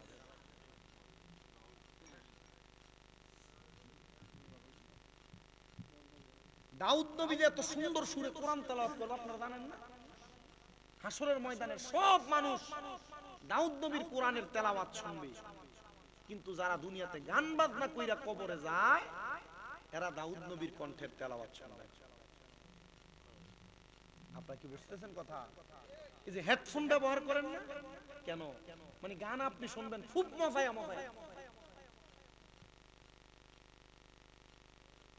এয়ারপোর্ট ব্যবহার করেন না, গান শুনবেন মজায় মজায়। আমি চিন্তা করলাম, আল্লাহ জাহান্নামের একটা নিদর্শন এই হেডফোন আর এয়ারপোর্ট দিয়ে বোঝাই দিচ্ছে। হেডফোন কানে যেমনে লাগাও, এয়ারপোর্ট যেমনে লাগাও, এয়ারপোর্ট লাগানোর কারণে তুমি দুনিয়ার বাহিরের কিছু শোনো না, তোমার মোবাইলের ভিতরে যে গান, শুধু এই গানই শোনো। আল্লাহর নবী বলেন, এ দুনিয়ার মানুষ, তোমাদের কানের মধ্যে গরম সীসাকে ঢালাই কইরা এমন ভাবে দেওয়া হবে, তোমরা দাউদ নবীর কোরআন তেলাওয়াত তো শুনবাই না, তোমাদের কানকে ঢালাই করার পরে তোমরা বধির হয়ে কবরে থাকবা। আর মানুষ হায় হায় করে বলবে, তারা কারা? আর ফেরেশতারা বলবে, তারা ওই জাহান্নামী হারামখোর ব্যক্তি যারা গান শুনে শুনে তাদের কানকে নিস্তব্ধ করে ফেলেছে। জোরে সরে পড়ি নাউজুবিল্লাহ। মুসলমান হিসেবে ওয়াদা করুন, কখনো আপনার বিয়ের ভিতরে গান বাজনা করবেন না। যুবক ভাই, যদি সংসার বিয়ে করার পর শান্তি চান, গান বাজনা থেকে দূরে থাকুন। কি দরকার? কথা কোথায় ছিলাম? আরেকটা ঘটনা বলি, ছোট্ট বলে বিদায় হব। বনি ইসরাইলের তিনজন ব্যক্তি, এদের কাজ সমাজে মানুষের ক্ষতি করা। আমাদের সমাজে এমন অনেক মানুষ দেখবেন, চা দোকানে বইলে ওনার কাছে এলাকার সব মানুষের বদনাম আর বদনাম। আপনাদের কথা কন না? এমন গীবত করে যারা, তাদেরকে দুইটা হাদিস শোনাই। আল্লাহর নবী বলেন, আল গীবাতু আশাদ্দু মিনাজ জিনা, আল গীবাতু আশাদ্দু মিনাল ফিতনা। আল্লাহর নবী বলেন, গীবত হচ্ছে জিনার চাইতে নিকৃষ্ট গুনাহ। আল্লাহর নবী বলেন, গীবত হচ্ছে হত্যার চাইতে নিকৃষ্ট গুনাহ। জোরে পড়ি নাউজুবিল্লাহ। বিশেষ করে আমি আমার মা বোনদেরকে বলবো, আপনারা যারা এক জালের কথা আরেক জালের কানের মধ্যে দিয়ে গীবত করেন, এক জালের কথা আরেক জালকে বলেন, এক ননসের কথা আরেক ননসকে বলেন, এক বোনের কথা আরেক বোনকে বলেন, আপনার স্বামীর কথা আপনার ভাইকে বলেন, আমার ভাইয়ের কথা আপনার স্বামীর কাছে বলেন, এমন গীবত যারা করেন, আপনাদেরকে সাবধান করতেছে। আল্লাহর নবী বলেন, দুনিয়াতে যারা গীবত করে পরনিন্দা করে, আল্লাহর নবী বলেন, সে যেন তার মৃত ভাইকে মৃত অবস্থায় তার গোশত কামড়ায়া কামড়ায়া খায়। আপনারা যদি আপনার ভাই মরার পরে বলা হয় আপনি আপনার ভাইয়ের গোশত, মরা ভাইয়ের গোশতটা কামড়ায় কামড়ায় খান, আপনি খাবেন না। আল্লাহর নবী কয়, কেউ যদি কারোর বদনাম করে, গীবত করে, পেছনে কথা বলে, সে যেন তার মরা ভাইয়ের গোশত কামড়ায়া কামড়ায়া খায়। এজন্য গীবত করবেন না, গীবত শুনবেনও না। তারা গীবত শোনেন, বলে হুজুর আমি কিছু কই না, আমি শুধু শুনি। ও বাবা, গীবত যে জায়গার মধ্যে হয়, আল্লাহর নবী কয়, কোন মুসলমানের সামনে অন্য মুসলমানের গীবত হইলে সে যেন তার কানের মধ্যে হাত দিয়া সে জায়গা ত্যাগ করে। এবার আপনারা বলেন, গীবত শোনাও যাবে না, গীবত করাও যাবে না। এমন গীবত করা এবং শোনা থেকে বিরত থাকার দরকার আছে না নাই? আপনার সামনে যদি এসে কেউ কারোর গীবত করে, কারোর বদনাম করে, স্বাভাবিক বুঝাই। আজকের মাহফিলের প্রধান অতিথি সাহেবের কাছে কেউ যদি আইসা বলে প্রধান অতিথি সাহেব শামীম রাজা ভালো না, শামীম রাজা খারাপ, শামীম রাজা নামাজ পড়ে না, শামীম রাজা মানুষের বদনাম করে, প্রধান অতিথি সাহেব শামীম রাজার নামে যেই ব্যক্তি বদনাম করলো, তার বদনামটা যখন আপনি আমার ব্যাপারে তার মুখে শুনছেন, এটাও মনে রাখতে হবে সে ব্যক্তি যখন আমার কাছে আইব আবার প্রধান অতিথির নামেও বদনাম কইব। এজন্য আপনার বন্ধু বান্ধব, আপনার পাড়া প্রতিবেশী, আপনার ভাই বোন, মহিলারা আপনার যেই জাল আপনার কাছে আইসা আরেকজনের নামে বদনাম করে শুনছস ছিল, তাই তো এই কামনা করছে, আপনি বিশ্বাস রাখেন গো, বিশ্বাস রাখেন, তাই বেডি আপনার নামে যাইয়া আবার ওই বেডির কাছেও কইব তুই এটা করছস। কথা বলেন না ঠিক না বেঠিক? এজন্য গীবত করা থেকে সাবধান, সতর্ক, মানুষের ক্ষতি করা থেকে সাবধান, সতর্ক, দোকানে বসে বসে একজন আরেকজনের নামে বদনাম করা থেকে সাবধান, সতর্ক। এবার আসেন ওই বনি ইসরাইলের 3 ব্যক্তি কি করে, তাদের কাজ ছিল এলাকার মানুষের ক্ষতি করা, এলাকার মানুষের বদনাম করা, এলাকার মানুষকে কোন দিক দিয়ে বিপদে পালানো যায় সেটা চিন্তা করা। এমন টেকনা মার্কা খারাপ মানুষ সমাজে আছে নাকি নাই? তারা মানুষের অনেক ক্ষতি করছে, নাই কবে কই থেকে আছে, দেখে তো আছে। তো বনি ইসরাইলের ওই 3 ব্যক্তি প্রত্যেকদিন মানুষের ক্ষতি করে, কিন্তু পরবর্তী 2-3 দিন দেখতেছে তারা কোনো ক্ষতি করলেই, এই ক্ষতির চিন্তা করলেই তাদের ক্ষতির প্ল্যান গুলা বেঁচতে যায়, তারা যে বুদ্ধি করে বুদ্ধির পরিপন্থী কাজ হয়ে যায়। তারা চিন্তা করছে মনে হয় আমরা যে ক্ষতি করার জন্য পরামর্শ করে, আমরা পরামর্শটা কেউ যাই না, পরামর্শটা কি করে যাই না ফেলে। তারা চিন্তা করলো আজকে আমরা এখানে বসে পরামর্শ করব না, আমরা আমাদের পরামর্শের জায়গাটা একটু চেঞ্জ করব, পাল্টাবো। তারা তাদের পরামর্শের জায়গা পাল্টাইলেন। এক এলাকা পার হইয়া 2-3 এলাকা পার হইয়া গোড়ার পিঠে চইরা তারা একটা গুহার ভিতরে প্রবেশ করছে। গুহার ভিতরে প্রবেশ কইরা তারা এবার ওই জায়গার মধ্যে বৈশা বৈশা কার কার ক্ষতি করবে আগামী 1 সপ্তাহ তা লিপিবদ্ধ করতেছে। এমন টাইমে দেখতেছে তারা যখন মানুষের ব্যাপারে এমন বাজে বাজে বুদ্ধি করে, এমন টাইমে আল্লাহ তাআলা গায়েবী ভাবে তাদের গুহার মুখটার ভিতরে বড় বড় 3টা পাথর দিয়া গুহার মুখটা বন্ধ করে ফেলছে। জোরে কন্যা আল্লাহু আকবার। এর জন্য মনে রাখতে হবে কামা তাদিনু তুদান, আরবিতে একটা প্রবাদ বাক্য আছে, যেমন কর্ম তেমন ফল। তুমি মানুষের ক্ষতি করবা আর আল্লাহ তোমার ক্ষতি করবে না, এটা হতে পারে না। তুমি যদি মানুষের একটা ক্ষতি করো, আল্লাহ তোমারে 10টা দিক থেকে ক্ষতিগ্রস্ত করবে। কথা বলেন না ঠিক কিনা? আমার মুসলমান ইমানদাররা তারা আফসোস করতে লাগলেন, 3 দিন কোনো খাবার নাই, পানি নাই, গুহার মধ্যে পড়ে আছে। এবার তারা চিন্তা করতেছে হায়রে না জানি মানুষের ক্ষতি করার কারণে আল্লাহ তাআলা আমাদেরকে এই জায়গার মধ্যে শাস্তি দিতেছে। আসুন আমরা আল্লাহর কাছে একটু দোয়া করি, আল্লাহ যেন আমাদেরকে maaf করে দেয়। একজন বলে আমি কি দোয়া করব আমি জানি না, তবে আমার একটা ভালো দোয়া আছে, ভালো কাজ আছে। বলে ভালো কাজ কোনটা? বলে আমার একটা চাচাতো বোন ছিল বড় সুন্দর, যারা আমার বড় পছন্দ ছিল, তারা আমার মনে মনে একটা খায়েশ জন্মাইছিল। এত সুন্দর চাচাতো বোন, আমি যদি তার সঙ্গে মেলামেশা করতে পারতাম বড় ভালো হইতো, কিন্তু আমি তারে আমার আয়াত্তে দিন পাই নাই। আমি আবার চিন্তা করলাম একদিন তারে আমি আমার কাছে পাইবো। রাত্রবেলা যখন আমি তারে নিয়ে চিন্তা করতেছি, হঠাৎ করে দেখলাম আমার ওই চাচাতো বোনটা আমার ঘরের দরজার সামনে এসে কড়া নাড়তেছে। আমার আয়েশা বলে ভাই, ও আমার ভাই, আপনি আমারে 100 দিরহাম দেন, হাওলাত পাওনা হিসেবে আপনি আমারে দেন। বলে কেন? বলে আমার একটা বিপদ থেকে উদ্ধার হওয়ার জন্য। আমি তখন তার সাথে সুযোগে সদ্ব্যবহার করলাম, বললাম আমি তোমাকে পাওনা দেওনা হিসেবে তোমাকে আমি 100 দিরহাম দিব না, আমি 100 দিরহাম দিতে রাজি, তবে যদি তুমি তোমার দেহটারে আমারে ভোগ করতে দাও। মেয়েটা ডাক দিয়া বলে আমার কাছে কোনো রাস্তা ছিল না, আমার টাকাটা বড় দরকার ছিল। তখন আমি আমার দেহটা তার দেওয়ার সত্ত্বে তার কাছ থেকে আমি 100 দিরহাম নিয়ে গেলাম। আমি দিরহাম নিয়ে যখন চলে গেলাম, আমি যাওয়ার পরে এবার পরবর্তী সময় আমি তার কাছে আসছি। মেয়েটা যখন আমার কাছে আসে, আমি তার দেহ ভোগ করার জন্য তারে আমি আমার বিছানাতে লেলায়া ফালায়া দিলাম। তার জামা কাপড়গুলা যখন আমি খুলবো, এমন টাইমে আমার চাচাতো বোনের চোখ দিয়া দেখতেছি আমি বায়া বায়া পানি পড়তেছে। আমি জিজ্ঞাসা করলাম বোন তোমার চোখ দিয়ে কেন বেবে পানি পড়তেছে, তুমি আমারে কারণটা বলো না। আমার বোন আমারে কারণ বলছে, ভাই 100 দিরহামের কারণে তুমি আমার ইজ্জত লুণ্ঠন করবা। আল্লাহরে ভয় কইরা তুমি আমার একটু ইজ্জত দীক্ষা দাও, আমি তোমার 100 দিরহাম পরিশোধ করে দিব। আমার চাচাতো বোন আমার এই কথা বলার সাথে সাথে আমার ভিতরে আল্লাহর প্রতি ভয় জন্মাইছে।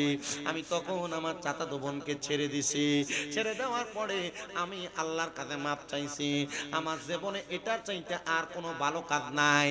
এ ভাই, তুমি এই ভালো কাজের ওসিলা দিয়া দোয়া করো, সে আল্লাহর দরবারে দোয়া করে, আল্লাহ এমন খারাপ কাজ করার সময় তোমারে ভয় করার কারণে আল্লাহ তুমি আমার এখান থেকে উদ্ধার করো। বনি ইসরাইলের ওই 3 ব্যক্তি বলতেছে, ওই ভালো কাজটার উসিলা দিয়া দোয়া করার কারণে ওই গুহার মুখের 3টা পাথর থেকে একটা পাথর সরে গেছে। জোরে কোন সুবহানাল্লাহ। আপনি যদি কোনো ভালো কাম করেন, ওই ভালো কামের উসিলা দিয়া দোয়া করলে দোয়া কবুল করার মালিক কে? আস্তে কয়, জোরে কন্যা মালিক কে? এবার ডাক দিয়া কয়, ভাই আমি তো আমার ভালো কাজের উসিলা দিয়া দোয়া করলাম, দেখো না তোমার জীবনে কোনো ভালো কাম আছে কিনা যেটার উসিলা দিয়া দোয়া করলে আল্লাহ দোয়া কবুল করবে। এবার আরেকজন ডাক দিয়া কয়, আমার জীবনে কোনো ভালো কাম নাই, তবে একটা ভালো কাম আছে।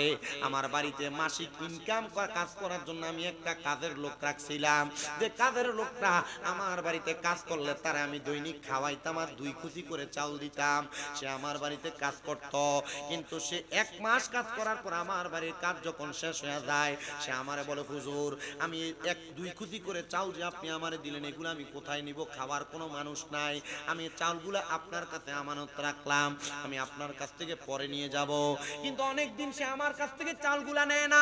যখন সে আমার কাছ থেকে চাউলগুলা নেয় না, আমি আবার তার অপেক্ষা করতে করতে দেখলাম চাউলগুলার মধ্যে পোকা ধরে গেছে। কেরি পোকা ধরে না চাউলে? পোকা ধরে গেছে। আমি চাউলগুলা বাজারে বিক্রি কইরাও চাউলগুলা দিয়ে একটা ছাগল কিনছি। ছাগল লালন পালন করতে করতে অনেকগুলা ছাগল হয়ে গেছে। ওই ছাগলগুলা যখন বেড়ে গেছে, আমি ছাগলগুলা বিক্রি করে একটা গরু ক্রয় করেছি। ওই গরুটা লালন পালন করতে করতে অনেকগুলা গরু একটা খামারে রূপান্তর হয়েছে। তার গরুর ইনকামের টাকা দিয়ে আমি একটা 2টা কাজের লোক রাখলাম। আমি এমন কাজ যখন করেছি আমার ঘরের সামনে, এবার হঠাৎ করে ওই কাজের লোকটা আমার সামনে আসছে, আইসা বলে, হুজুর আমি আপনার কাছে যে চাউলগুলা আমানত রাখছিলাম, আমার আমানতগুলা ফেরত দেন। মনে রাখবেন, আমানতের খেয়ানত যারা করে তারা কখনো জান্নাতে যাবে না। আমানতের খেয়ানত যারা করে তারা কখনো জান্নাতে যাবে না। আমানতের খেয়ানত আপনারা বেশিরভাগ মানুষই করেন। হুজুর কেমন? কেউ আপনার কাছে 10 টাকা রাখছে, আপনি তারা 10 টাকা ফেরত দেন না, 5 টাকা 2টা নোট ফেরত দেন। না না না, আমানত এমন, আমানত যদি আপনার কাছে যেই জিনিস যেমন ভাবে দেয় তেমন ভাবে ফিরিয়ে দেওয়ার নাম হলো আমানত। আর বহু এলাকার মধ্যে মসজিদের কেশিয়ার যারা, তারা মসজিদের টাকা জমায়া জমায়া মসজিদের টেহা দিয়া বাজার কইরেও খায়।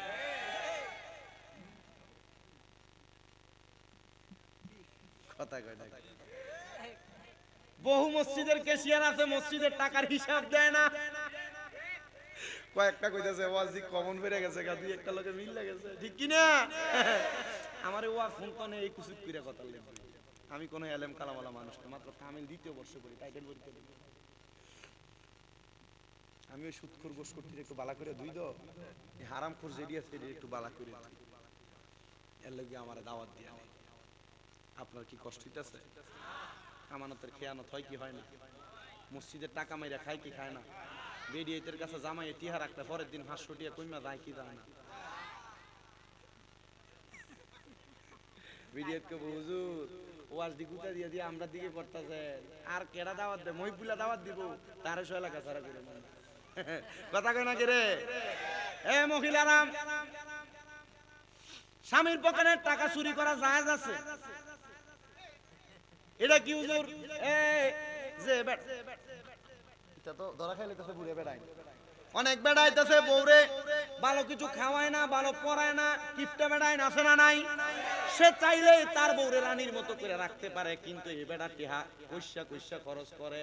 বেডি এমন জামা কাপড় গায়ে দেয়, বেডিরে দেখতে একবার সাকরানির মতো লাগে, বেডিরে ভালা রাজরানির মতো রাহে না।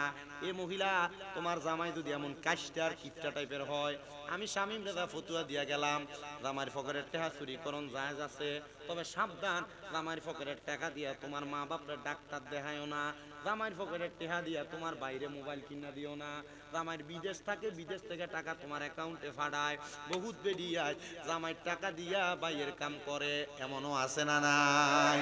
এই ব্যাপারে সাবধান। নিজের যতটুক প্রয়োজন মোতাবেক জামাই টাকা খরচ করবা। দিবে কে? দিবে কে? কথা কন না, দিবে কে? স্ত্রীর জন্য যদি আপনি কিছু খরচ করতে পারেন, আল্লাহ বরকত দান করবে। তবে সাবধান মহিলারা, কইয়াই নিও, যদিও জামাই একটু রাগ হইয়া যায়, দেখবা আবার তোমার সুন্দর আচরণের কারণে ভালো হইয়া যাবে। তো যেই কথা বলতেছিলাম আমানতদারিতার ব্যাপারে, মসজিদের ক্যাশিয়াররা মসজিদের টাকা দিয়া বাজার করে খায় কি খায় না? আমরা এলাকায় এমন অনেক বিচার আসে, কোন বেড়া বলে মসজিদের টাকা দিয়া ভাঙ্গিয়া রাখছে 20,000 40,000 50,000 60,000 টাকা মসজিদের বানা। আমি কইলাম তোরা এই টাকা লস না কিনলে গা? কই দিব কইয়া এখনো 6 মাস ঘুরায়। আমি কই দেখছস নি কোন ব্যক্তিরে মসজিদের ক্যাশিয়ার আর সেক্রেটারি বানাইছ? আর সেক্রেটারি আর ক্যাশিয়ারি আর সভাপতি তো সে ব্যক্তি হবে যে ইমাম আর মুয়াজ্জিনের অনুপস্থিতিতে 5 ওয়াক্ত নামাজ পড়াইতে পারবো। আর মসজিদের সভাপতি হইয়া বইয়া রইছে, ঘুম মারলো সূরা ফাতিহা বাইরে না। কথা কয় না বেটা? নাই, লজ্জাও নাই, হায়াও নাই। কি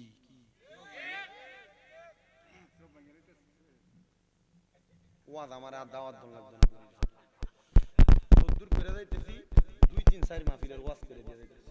বহুত বিষয় আনছি এই অল্প কিছু দূরের ভিতর, বহু বিষয় টাইনা আনছি। কি আব্বা আনছি নি? কষ্ট হইতাছে, কালকে কাজ কাম আছে, ঠিক না? আমি বিদায় নিয়ে চলে যাব। আরেকটু কথা শুনি, সেই একটু শেষ করি। ওই ফলাইন ঘুমিয়ে গেছে, খিচুড়ি ঠান্ডা হয়ে যাবে, ঘরে মেন দিয়ে দেবো, এটা খাওয়ান যেত না।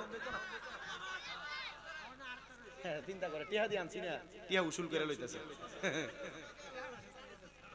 আমরা বক্তারা সারাসারি না, এটা আমরাও জানি। আমরা বক্তার কষ্ট দুনিয়ার কেউ বুঝে না। কইছি কিন্তু আগে বেঙ্গল হইছি, আগে সারানোর লেগে তখন 1 ঘন্টা তো ছেড়ে দিতাম পারি। কইলাম পর্যন্ত জ্বর, তক আরো বলে কই একবার তাই কইছেন না হুজুরের জবাই জিজ্ঞান। হ্যাঁ, আল্লাহ ভালো করবো, ঠিক আছে। ইয়ার লাগে তো একটু বইয়া রইছি নিরাজ।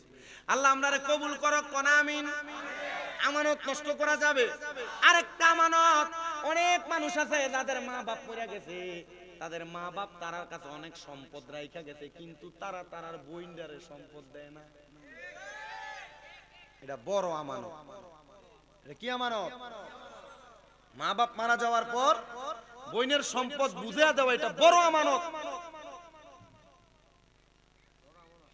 কি কয়? কারণ আপনার থেকে সম্পদ নিলে আর পরের বার হেবিডি আপনার ঘরে আইলে আর আপনি মুরগার গোশত দিয়ে ভাত খাওয়াইতেন না, হেবিডি চেহারার দিকেও ফিরে চাইতেন না। কথা কয় না কেন? বহুত বোনরা এই চিন্তা কইরা বাপের বাড়ির হক নেয় না। আমি জানি বহুত বোনরা এই চিন্তা কইরা নেয় না। আপনার আছে, আপনি তবু আপনার বোনের হকের প্রতি আপনি এভাবে রাখছেন। বোনের হক দেওয়ার পরেও কোন ভাই যদি এই বোনের খোঁজ খবর নে, খেয়াল রাখে, আল্লাহ এই ভাইয়ের সম্পদে বরকত দেয়। আর এলাকার বহু বেডি তারা জামাই যদি তারা বোনদের লেগে কিছু করে, এ বেডি এটা দেখতে পারে।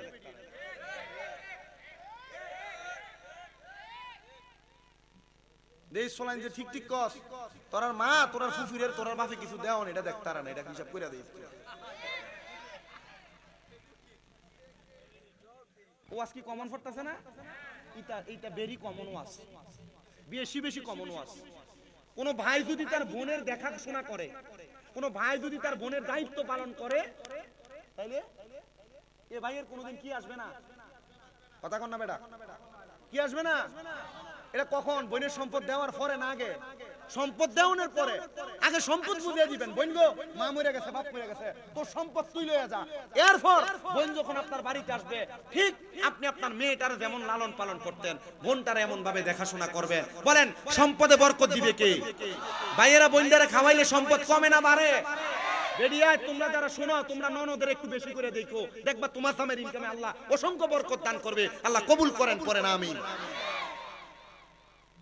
তবে নন্নসরাও কিন্তু এমন একটা স্বভাবের হওয়ার দরকার।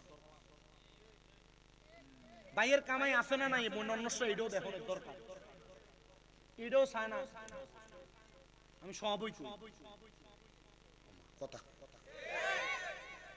তো যাক, খুদা বেশি কথা কইলে এডি এডি কইতাম গেলে দেখবেন যে বেরিয়েতের পক্ষে বেশি থেকে বউ আছে। থাক বাবু, তোমরা যা হচ্ছ আলহামদুলিল্লাহ মানো। তাইলে আমানত রক্ষা করবেন নি? বোনের সম্পদ বুঝিয়ে দিবেন নি? যদ্দুর ফাইব আবার কয় না নি বোন, এই সম্পদটা তোমার, এই সম্পদটা কার? জায়গা 3 ঘন্টা, ভাই কয়জন? দুইজন। বোন কয়জন? দুইজন। 2 ঘন্টা 2 ভাইয়ের, আধা ঘন্টা করে 1 ঘন্টা কার? বোনের। ভাইয়ের অর্ধেক পাবে বোনের, ভাইয়ের অর্ধেক পাবে বোনের। বোন তোমার ওমা দেওয়ান তো লাগবেই, আমরা না দিলে আপনি গুনাহগার হবেন। আপনি মাসালাগুলো বুঝতেছেন তো? আমার কাছে এমন অনেক কঠিন মাসালা আছে যেগুলো সাংসারিক পারিবারিক জীবনে লাগে। এখনো তো ওই কামেল ফাঁস করি নাই, তো এর লাগে ফতুয়ারি কই না। দেখবেন আমরাও কত ফতুয়া যাবে, কত ফতুয়া আমিও দিব, কিন্তু আল্লাহ তাআলা এখনো পর্যন্ত সেই যোগ্যতায় বসায় নাই। বসাইলে ইনশাআল্লাহ দিব, আল্লাহ কবুল করেন, আমিন পড়েন। আপনি আপনার বোনকে বলবেন 3 ঘন্টা জায়গা, 2 ভাই 1 ঘন্টা 1 ঘন্টা, আর 2 বোন আছে আধা ঘন্টা আধা ঘন্টা। বোন এই জায়গাটা তোমার। বোনে যদি কো ভাই আমার হক লাগতো না, আমি জন আই আমারে ভালো করে আপ্যায়ন করেন, আমারে ভালো করে দেখেন, এ বোনের আধা ঘন্টা জায়গা আপনি চাষ করবেন, বোনের আধা ঘন্টা জায়গা আপনি প্রয়োজনে ভাড়া দিবেন, বোনের আধা ঘন্টা জায়গা আপনি ব্যবহার করবেন, এটার একটা মাসিক পাওনা তারে বুঝিয়ে দিবেন। কথা কয় না? আর যদি কয় ভাই আমার এইটাও লাগতো না, তাহলে সে তার এইটার পাওনা যেটা পাইবো, সে যখন আপনার বাড়িতে আইবো এই টিহা দিয়ে বালাপুরে খাবাইলে মাছ গোশত খাসি কোনোটা কম পড়বো না? আপনার বোন যেদিন আই আপনার বেরিয়ে দিন কালা হুটকি আর হাগরাম দেয়। কথা কয় না? ঠিক না বেঠে?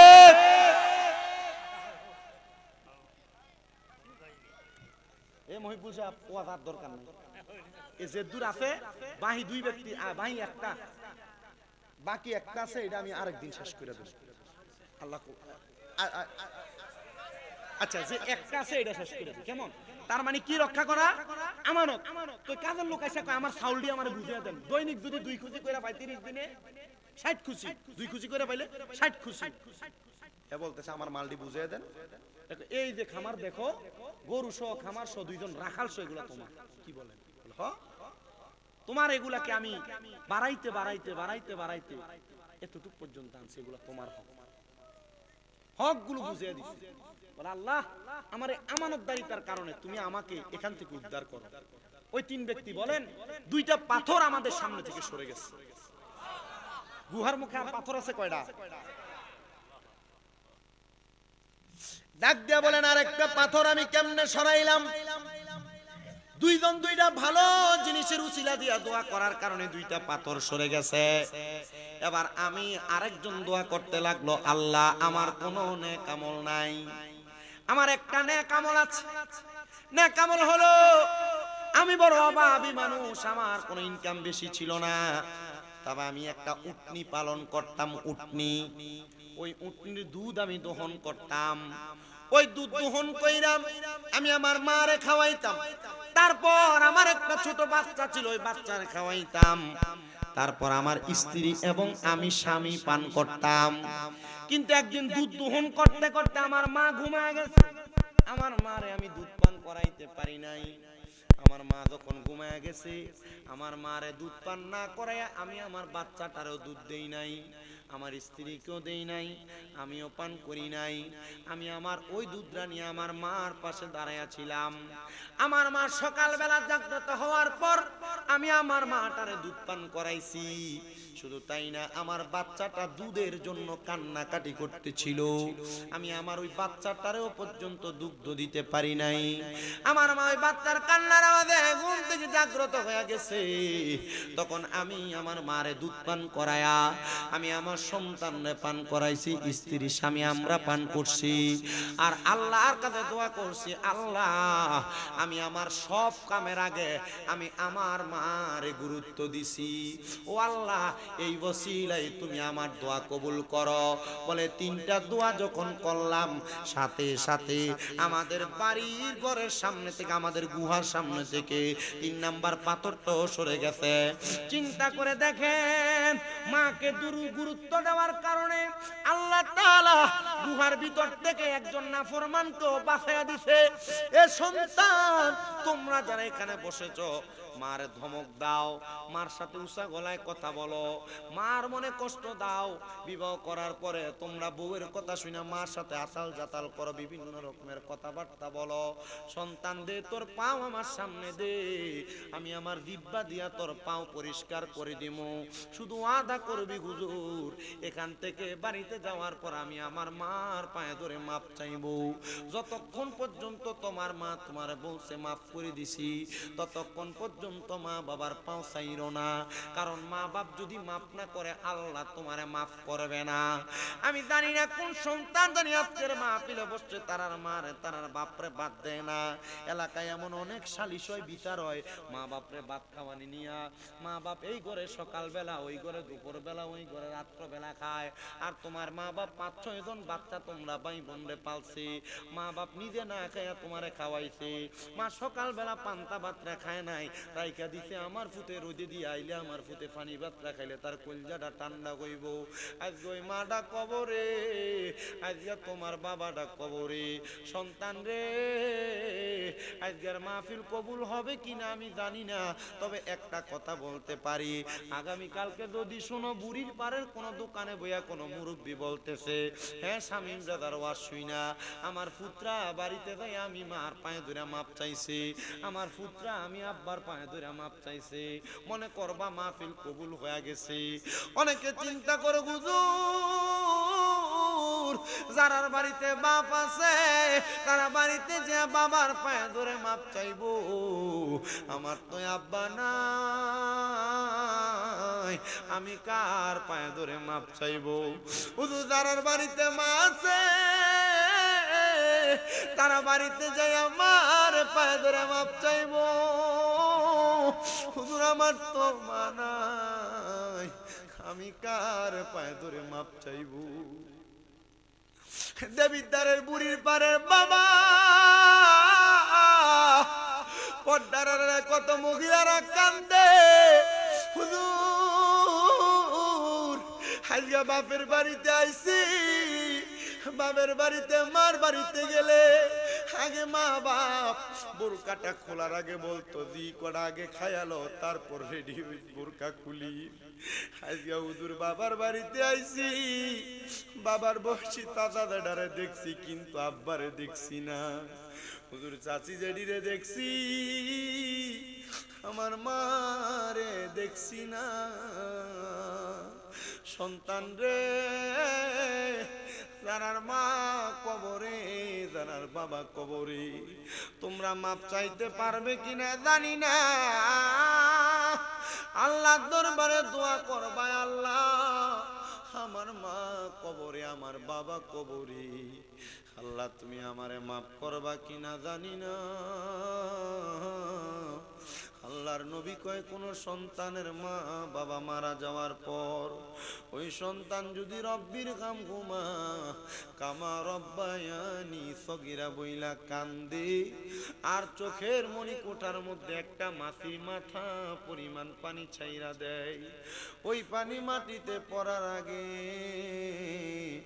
আমার আল্লাহ তার মা বাবার জীবনের গুনাহ মাফ করে দেয়, মা বাবার কবরের আযাব মাফ করে দেয়।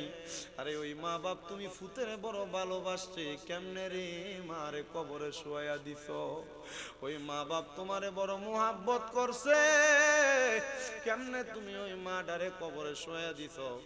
আজকেও আমার একজন ভক্তের স্বামী বড় অসুস্থ হয়ে গেছে, সিঁড়ি থেকে পইরা পায়ে ব্যথা পাইছে। আমারে আপনাদের মাহফিলে গাড়ি থেকে নামার সময় আমারে ফোন দিয়া কই হুজুর আমি একটু ব্যথা পাইছি, আমার ফুতরারে আপনি শোনাইয়েন না, ফুতে যদি শোনে ছোট মানুষ মনে কষ্ট দেয়, আমার মাদ্রাসায় পড়ে ছেলেটা। আমি কইছি ছোট মানুষ মনে কষ্ট যাইবে, এই জন্য দেখছনি বাবা তার অসুস্থতার কথা শোনাইতে চায় না। এমন কত অসুস্থতা লইয়া বাপ মামরারে খাওয়াইছে, বাপ মামরারে পড়াইছে। আল্লাহর দোহাই লাগে রে সন্তান, এই ওয়াজ মাহফিলে বৈশা ওয়াদা করো, যত রকমের কথা তোমার মা বাপ তোমার বলুক না কেন, ওই মা বাপরে কোনোদিন ধমক দিবা না, ওই মা বাপরে কোনোদিন আঘাত দিবা না, মা বাবার কথার উপরে কথা বলবা না, মা বাপরে কোনোদিন জুদা করবা না।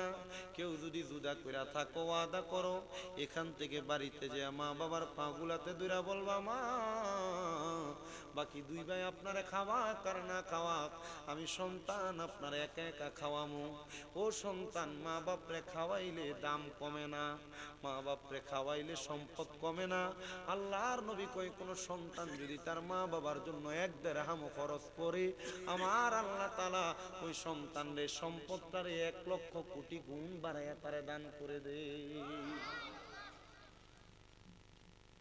বাবাকে তোমরা শেষ গজল একটু মোহাব্বতে আমার সাথে পড়েন, বাবাকে তোমরা কাবা জানিও, মদিনা জানিও মাকে, যদি গো তারা বেঁচে থাকে। বলেন বাবাকে তোমরা কাবা জানিও, মদিনা জানিও মাকে, যদি গো তারা বেঁচে থাকে। নবী বলেন আমি সেবি নাই, সেবিতে পারি নাই, আমি সেবি নাই, সেবিতে পারি নাই, সেবিও আমার উম্মত, সেবিও আমার উম্মত। বাবারও মুখেতে মায়েরও মুখেতে যে তুলে দিবে খানা,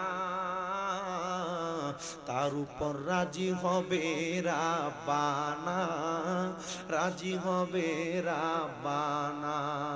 নবী বলেন আমি করি নাই, করিতে পারি নাই, নবী বলেন আমি করি নাই, করিতে পারি নাই, পিতা মাতার খেদমতে করিও আমার উম্মত, করিও আমার উম্মত। আল্লাহর পড়ে নবী আমার, আল্লাহর পড়ে নবী আমার, তারে পড়ে মা জননী, মা যে আমার নয়নের মনি। বলেন মা যে আমার মনি, বলেন আল্লাহর পড়ে নবী আমার, আল্লাহর পড়ে নবী আমার, তারে পড়ে মা জননী, মা যে আমার নয়নের মনি। কন্যা মা যে, ওরে কত কষ্ট করলাম গো সন্তানের লাগিয়া, কত রাত্র কাটাইলা না ঘুমাইয়া, মাগো না ঘুমাইয়া, কত কষ্ট করলাম গো সন্তানের লাগিয়া, মাঝে আমার নয়নের মনি। কন্যা মাঝে আমার মনি। বলেন আল্লাহর পড়ে নবী আমার, আল্লাহর পড়ে নবী আমার, তার পড়ে মা জননী, মাঝে আমার মনি। বলেন মাঝে আমার, ওরে দিনে রাইতে কষ্ট কইরা খাওয়াইলো আমারে, সেই বাবাকে ভালোবাসি বলিনি জীবনে, আমরা বলিনি জীবনে। দিনে রাইতে কষ্ট কইরা খাওয়াইলো আমরা রে, ওই বাবারে ভালোবাসি বলি নাই জীবনে, আমরা বলি নাই জীবনে। ওই বাবা জানে কেমন আছে জানি না কবরে, মাঝে আমার নয়নের মনি। কন্যা মাঝে নয়নের মনি। হায়রে আল্লাহর পড়ে নবী আমার, আল্লাহর পড়ে আমার, তার পড়ে মা জননী, মাঝে আমার নয়নের মনি। বলেন মাঝে আমার নয়নের মনি। জবান বন্ধ নাই, মুহাব্বতের আওয়াজে উচ্চ কণ্ঠে জোরে জোরে পড়েন আলহামদুলিল্লাহ। একটু জিকির করে দিলে খুশি হইতেন না? এটা আমি জানি, এর লাগে আমি এটা রাখা দিছি লাস্টে। তাবারুক যদি বই ফিসা হুজুরের পড়ে, আমি একটু আপনারা তাবারুক হিসাবে আল্লাহর জিকির করেন। আল্লাহ আল্লাহ আল্লাহ আল্লাহ মুহাব্বতে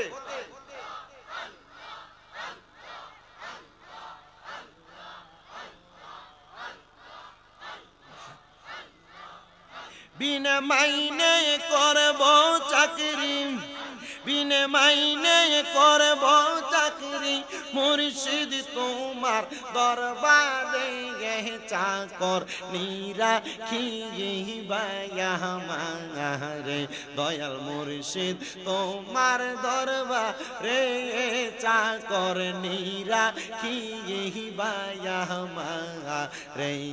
মারহাবা আল্লাহ আল্লাহ। বিনে মাইনে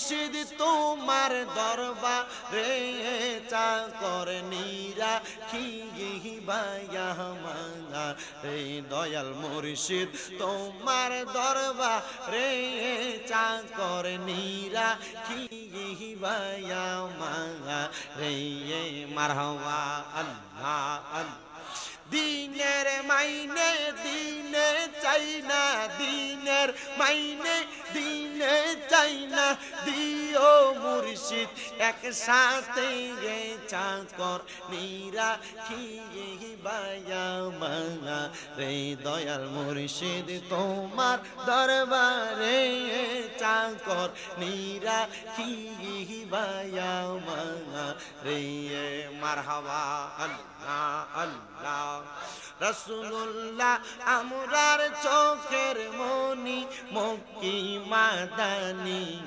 হাবিবুল্লাহ আমরার চোখের মনি মারহাবা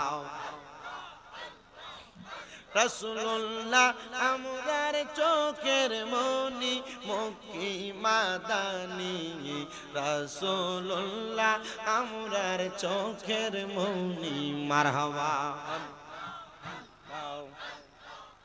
যদি হয় তোর মনের টান দর মুর্শিদ বাবা জান আল্লাহ রাসূল পাইবা সেথায় জানি মারহাবা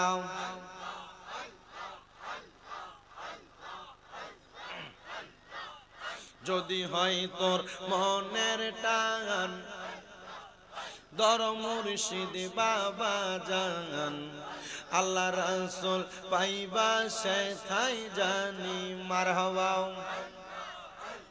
মুর্শিদ পাইলে রাসূল পাবি রাসূল পাইলে আল্লাহ পাবি সেই কথাটা কুরআনের ঘোষণা আশিক শোনো না মুর্শিদ বিনে খোদা মিলে না হায়রে মুর্শিদ বিনে খোদা মিলে না জগৎবাসীরা মুর্শিদ বিনে খোদা মিলে না মারহাবা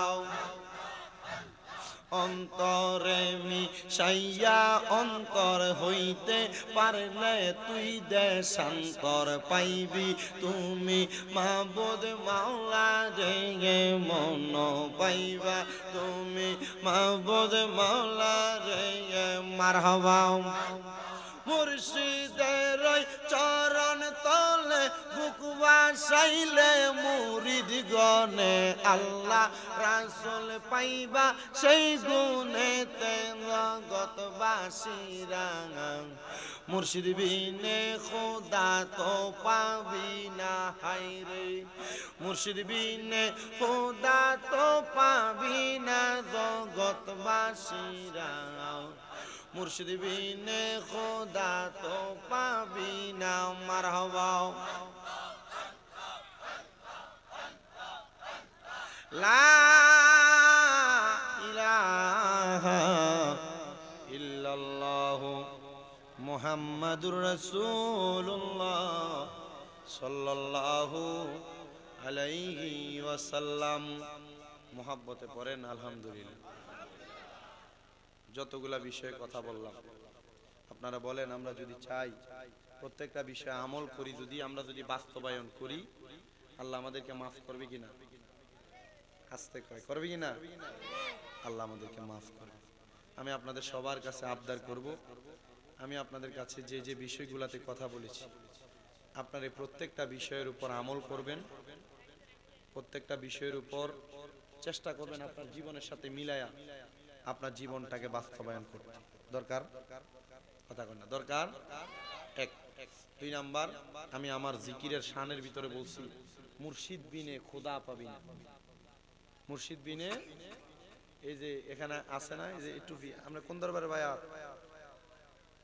হাত তোলেন না বেটা সিটাং কোন দরবার দরবারে জায়েদ হুজুরের দরবার ঠিক আছে নি হ্যাঁ আপনারা এখানে অনেকে আছে আপনাদের কাছে আবদার শুধু এই দরবার না এখানে আমি জানি এই দেবিদাস বিশেষ করে এই যে বাড়িয়া দরবারের বায়াত এলাকায় অনেক দরবারের আছে, অনেক অনেক আমি জানি। যেহেতু বিভিন্ন পীর মাসে আপনারা বলেন পীর যার যার, নবী নবীর দল এক কাতার, কোন নবীর দল আহলে সুন্নাত ওয়াল জামাত এক কাতার। আল্লাহ তাআলা আমাদেরকে এই দলের উপর অটল থাকার তৌফিক দান করুন।